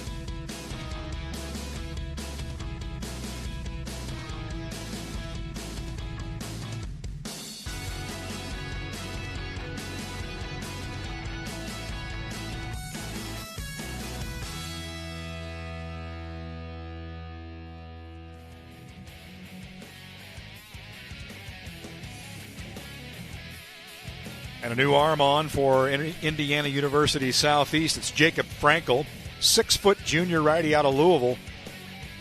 In 16 appearances, all but 1 in relief. He's 1-1 with a 4.37 ERA. And he leads the Grenadiers with 4 saves, so obviously trusted by Coach Ben Reel in these high-leverage situations, Billy. Yeah, he's one of 6 relievers to have saves on the IU Southeast roster, playing to their really any, just by committee. I mean, any spot, starter, reliever, but this is clearly, he leads the team in saves. He is one of their key arms late in games, high-leverage situations, and it really can't get much more high leverage than this with Jesse Garcia stepping up to the plate. Garcia, the first baseman, the number 5 hitter, coming to the plate with the bases loaded. And Concordia trailing 4-0, but a chance to take a good chunk out of this lead, or maybe even tie it with a big fly. First pitch up high, and the danger here, Billy, you'd know better than I, but you come in, the adrenaline's pumping, is overthrowing, I would imagine. Yeah, overthrowing, and what that leads to is elevated fastballs with the power of Jesse Garcia. We said the winds were calm, but the overall field dimensions tends to lead to a little bit more home run capacity. Big out there as he pops out to Tanksley. Good effort coming back nearly to the backstop by Tanksley, the catcher, to get that big first out. Like you said, that's a big out. With 1 out now a ground ball can get you potentially out of this inning with a double play. Noel runs across. Concordia really can't let that affect their confidence and momentum. They still have a tremendous opportunity to cut into this lead. That one singled back up the middle by Ben Berg. 1 run is in. Here comes the second run, and it's 4-2. Good piece of hitting by the catcher, Ben Berg, with a 2-run single. Yeah, absolutely. Attacking the fastball first pitch. Really put it right back where it came from. I mean, great swing. Ben Berg has been a bright spot in the lineup with a walk, a couple solid hits, or a couple solid contact, but finally gets the result he was looking for all game. Now the go-ahead runner will come to the plate in the form of Jacob Falk.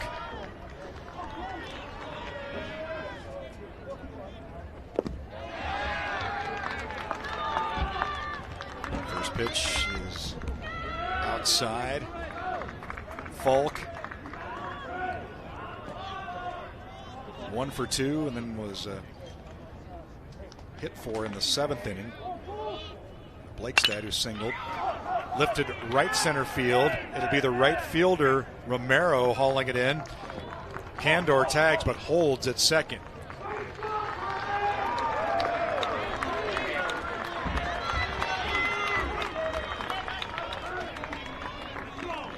This is where, if you're Frankel, I mean, that short memory we talked about, I mean, giving up a 2-run single, coming back, getting a relatively lazy fly ball out to right field, not allowing the runners to advance, has a great opportunity here with 2 outs to keep that to a 4-2 advantage for them and move into the 9th still in prime position to come out of this game with a victory. So with that, here's Tate Johnson, now with 2 outs in the ball game.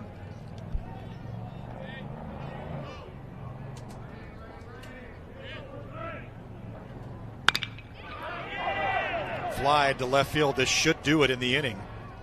And it does, as Wagner hauls it in.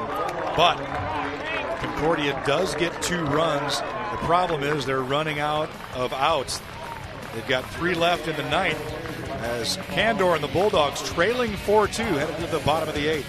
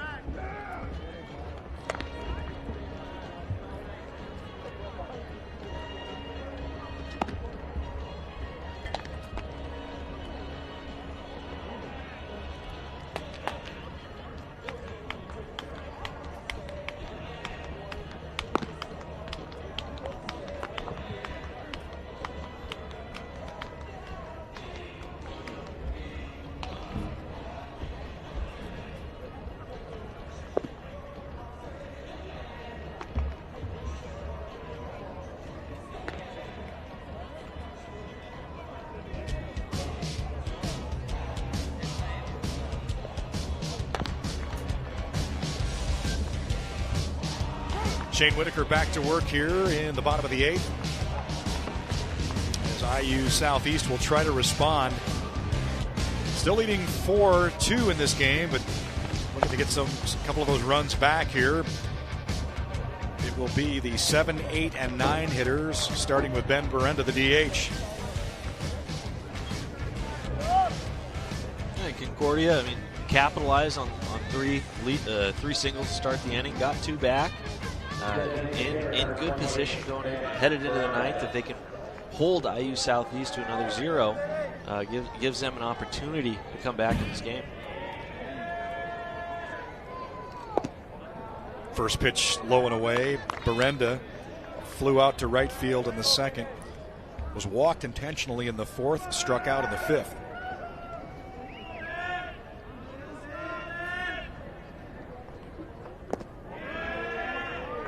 IU Southeast actually has been out-hit in this game all of a sudden, 7-5, but trailing 4-2. And time is running out here on a beautiful night in the LC Valley on day 1 of the Avista NAIA World Series. The 2-0. Bounces that in there, goes to 3-0. If you're Whitaker here, obviously you didn't want to come out of the inning with 3 straight balls. You want to Concordia grab some momentum finally with getting a couple across the plate. You want to get the offense back in the dugout as soon as possible to continue to capitalize on that. And the sophomore from San Diego gets the 3-0 in there. One more game to follow. It'll be Lewis Clark State, the host school, taking on Faulkner in a battle of blue bloods here. But we've got a good one as Ben Berenda takes a leadoff walk here to start the 8th for IU Southeast. Yeah, really a tale of 2 histories where you got 2 teams facing off, where it's the first appearance here at the Avista NAIA World Series, and then, LC State, many locals know, 39th appearance. Faulkner here, 9 in the last 10, so definitely a different vibe, a different experience level with our nightcap. So with that, we'll see a pinch runner. Try to get you the ID and the number of the runner, at number 10. So that'll be Brandon Hazelwood. On to run for Berenda. Hazelwood, a 6-foot freshman out of Canby, Indiana. And that will do it. They'll make a move, and Whitaker will come out of the game as Ryan Dupick, the head coach for Concordia, making yet another move. We thought there would be a lot of pitching moves in this game for both teams. Similar philosophies, and that's been the case, Billy. Yeah, and they're going to their guy, their closer, 7 saves on the year, Nathan Buckaloo. And we'll introduce you to that new pitcher when we return. It's 4-2, Indiana University Southeast.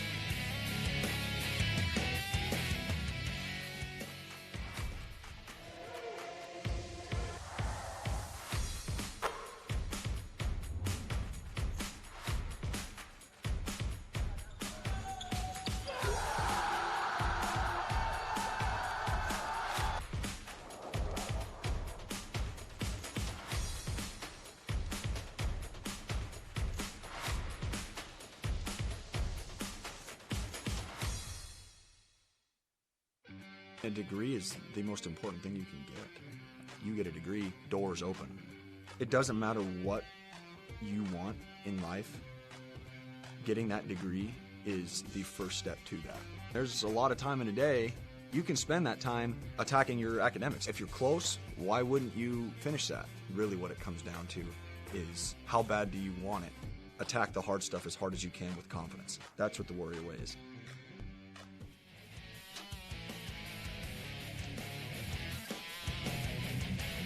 New pitcher on for the Concordia Bulldogs is number 1, Nathan Buckaloo, 5'11" righty, junior out of Urbandale, Iowa, which is in the Des Moines area.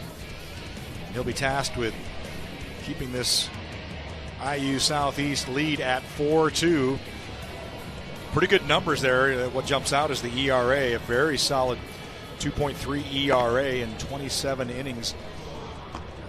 Averaging, obviously, a strikeout an inning with 27 Ks.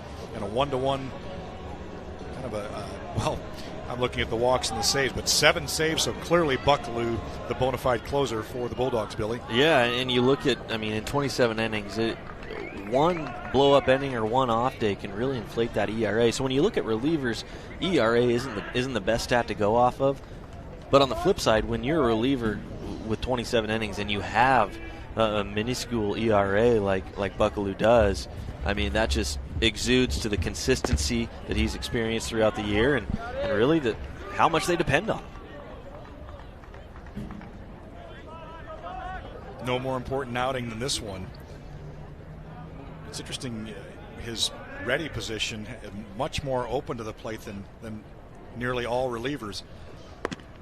Yeah, it gets right back to the kind of your prototypical stack position in the set. Very quick to the plate, so even with the ability of IU, the ability that they have stealing bases, it's going to be a challenge to really get a good jump off of Bucklew here. Yeah, it almost looks like he's getting ready to start into the windup, but then comes to the set. Big swing by Scott, missed it.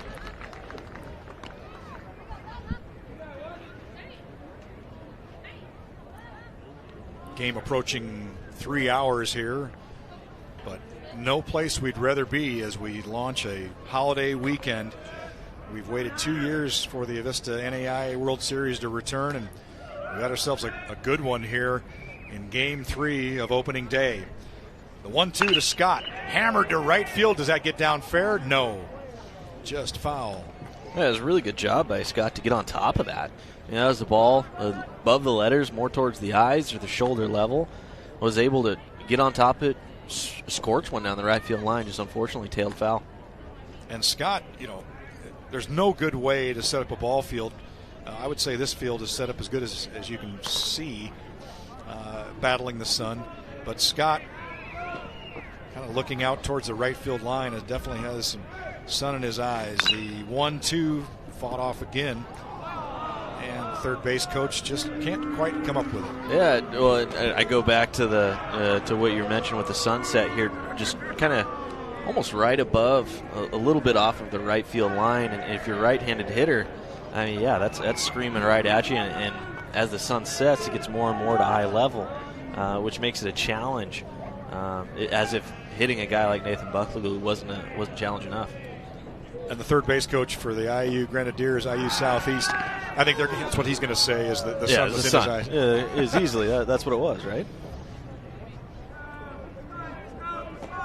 But we expect these base coaches to make these great plays when they don't have any leather. So yeah, well, a lot of them are former players, so that's not an excuse. And then the old adage, you don't blame it on the equipment, right? Right. It's got to have soft hands out there. He has a lot of built-in excuses with the sun in his eyes, no glove. But first things first, the 1-2, quick throw to first, and getting back is Hazelwood, the pinch runner for Berenda.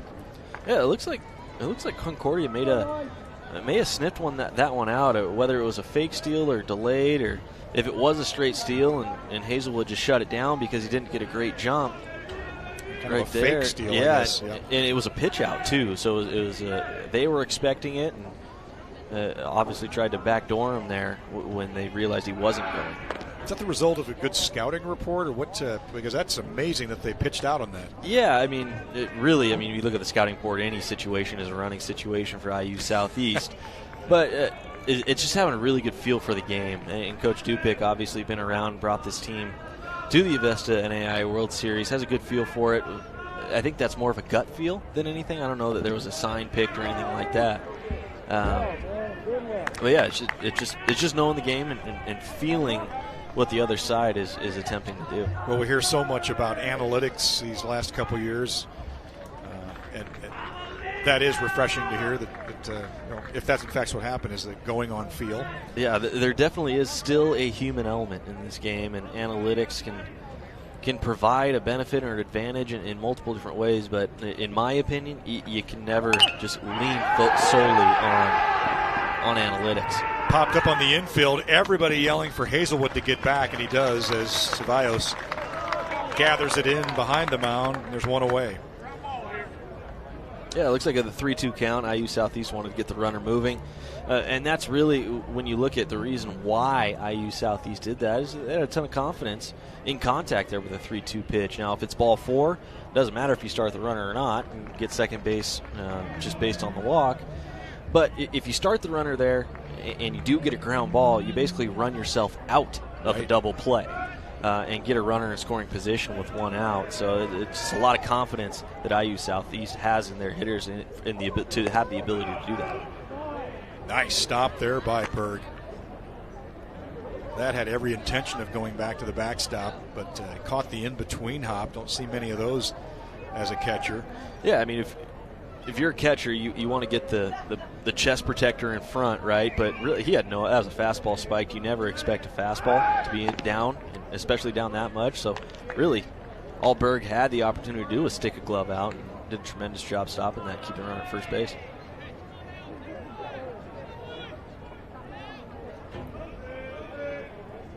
You might have seen Jake Scott having a word with Dante DiCello, the current batter. As Scott was walking toward the dugout, had a word with DiCello, maybe a thing or two about what he's seeing from Buckaloo. Yeah, his at bat. Yeah, I mean, you read the scouting report, you know what pitches Buckaloo has, right? A fastball, changeup, slider, whatever it might be, and you know kind of his tendencies on when he likes to use it.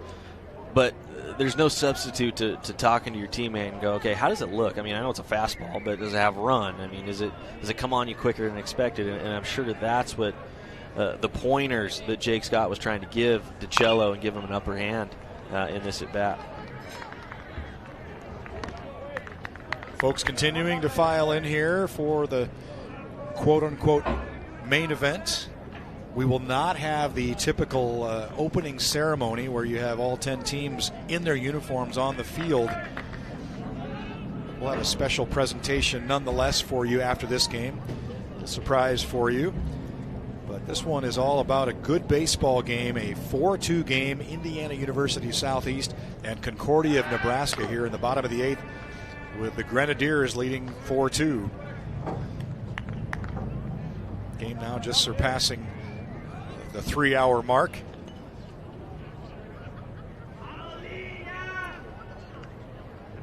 Two runs, 7 hits for Concordia. 4 runs, 5 hits for IU Southeast. There goes the runner, Hazelwood, and it bounces away, and Berg will have no throw. Yeah, picked pretty much the perfect pitch to run on there. I mean, a pitch that, again, was spiked. I don't know if that was a fastball or breaking ball. It just held on too long, but good jump. But, I mean, really no chance for Berg to even have an attempt to throw out Hazelwood there. So now an opportunity to get a valuable insurance run for the Grenadiers here, bottom of the 8th.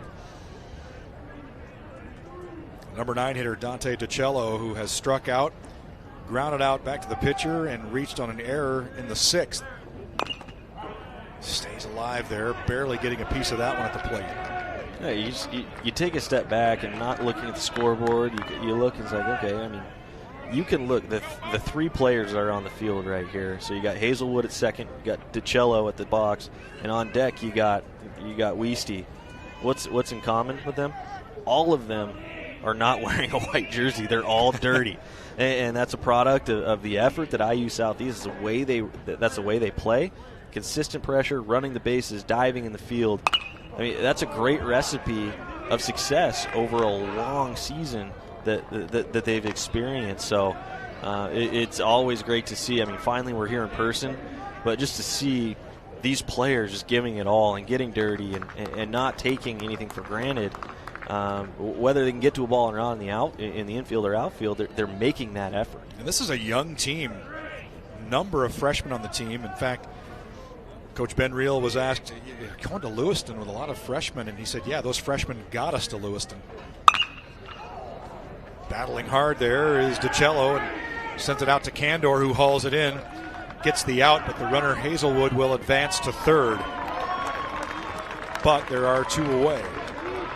Yeah, it's a good heads-up play by Hazelwood. We mentioned earlier in the broadcast kind of the situation from a runner. It was 0 or 1 out and a fly ball to the outfield where you tend to tag with nobody out and go halfway with 1 out. Well, this was a spot to where it wasn't a questionable ball. Hazelwood knew that was going to be caught, so why go halfway when you know that's going to be caught? Have the opportunity to scoot another 90 feet and get on third with 2 outs. Now, a sac fly may not score you here, or a ground ball out, but a wild pitch does. We've seen a couple spiked fastballs here and great plays by Ben Berg, but Buckaloo's been a little bit off in his location, so it provides more opportunity to tack on that one run to extend the lead. Boy, you see so many runners there in that situation that would stray off thinking that they can be a hero and score on this if it gets down. Smart play by Hazelwood. Hang around second, tag up, get to third, albeit 2 out here now. And the 0-1. We'll see if that actually comes to fruition where they can get the run in, but I mean, keep in mind the first run scored of the game was doing the little things. They wouldn't have scored if taking that extra 90 feet on that sac fly. So really good job by IU Southeast. Now, the more and more opportunities you can put to score runs, I mean, odds are in your favor. You're going to score more runs more often. Meantime, Weisty staying alive at the plate against Nathan Buckaloo.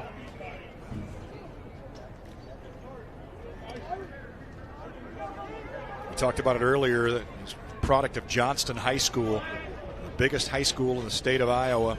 And a big moment here for the Concordia Bulldog reliever. Trying to keep this a 4-2 game. Got him looking. Great job by Buckaloo as he buckles the knees of Clay Weisty to end the inning. So we head to the top of the 9th. It'll be the last opportunity for the Concordia Bulldogs. It'll be the 9, 1, and 2 hitters. We'll see how they respond when we come back.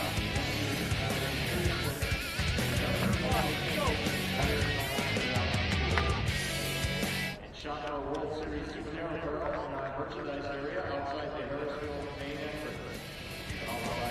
This is every game of the 2021 visit NAIA World Series on our official website at NAIAWorldSeries.com.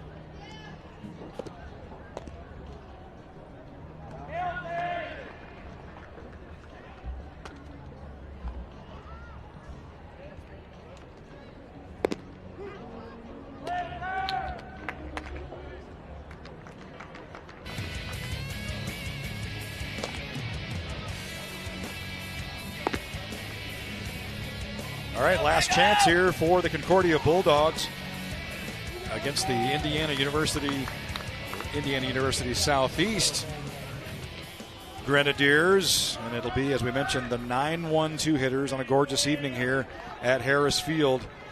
The catcher is number 27, Brody Tanksley. So here's Jose Cevallos. The PA announcer announced it as Brody Tanksley, but that's the other team. But Cevallos, the shortstop, fouls away that first pitch. Yeah, I think if you're Concordia, the way Tanksley's been hitting today and throughout the rest of the season, absolutely send him up there. Yeah, give him a red or a blue uniform. Hot smash at the first baseman Hensley. Well done there, and there's one away here in the 9th. Yeah, that was those tweener hops that really he couldn't have done anything to make it a long hop or short hop, but used his body, shield it, knows he has time playing first base, doesn't have to throw it across the diamond or anything like that. Make sure you knock it down and then go to the bag and tag the runner. So they do turn the order over here now, and Jaden Adams facing Frankel. Adams has largely been held in check. In fact, for the most part, other than being hit by a pitch in the third, just has not made the impact that Concordia would have liked in this ball game. A couple of strikeouts, a ground out, and then that getting hit in the third inning. Has not scored a run. Yeah, it's a credit to IU Southeast. I mean, going in, you know this lineup top to bottom is a threat, but especially so with Jaden Adams on the bases, and they've done a really good job of limiting those opportunities. and taking care of the rest of the order in the meantime. Frankel was the winning pitcher in the Grenadiers' walk-off 10-9 win over Warner in their first game of the opening round. And he's got this count now to 3-2 on Adams. And the IAU Southeast crowd really starting to feel it here in the ninth.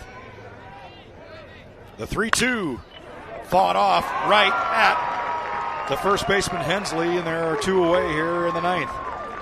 IU Southeast can feel it here. I mean, 2 outs in the ninth, and that around the horn after that second out was pretty darn crisp and quick. They're feeling it. Yeah.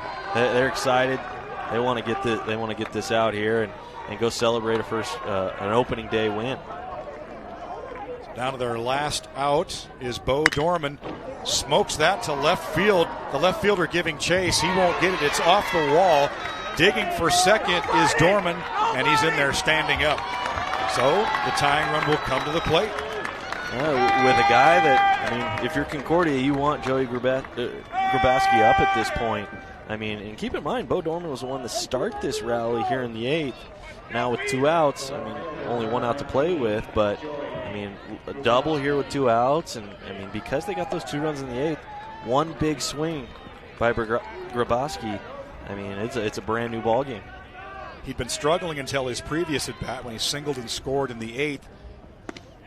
Struck out the 3 previous times. Takes that one for a strike to start this at bat. If you're Joey here, just take a deep breath. Don't try to do too much. I mean, you have the power to not try to hit a home run and also tie this game up at the same time. The minute you try to tie this game up, swing gets longer, hands get tighter, bat speed reduces, greater opportunity to swing and miss or get jammed and not get a great piece of the ball. He has Grabansky in an 0-2 hole, and Grabansky calls time. Maybe just to kind of calm things down here, almost like a basketball timeout. 2 quick strikes on him, 1 more, and it's the ball game. The 0-2. Got him looking. Big strikeout for Frankel to end it. And IU Southeast wins it. An entertaining ball game. They win it 4-2. That's a great pitch, and Grabowski knew it too. He let that one go. It, obviously looking off speed, froze on a fastball perfectly placed on the outer half. And unfortunately for him, started a rally in the 8th and unfortunately didn't come up with a big hit when Concordia needed him. So Indiana University Southeast improving to 49-14 does the number 7 seed.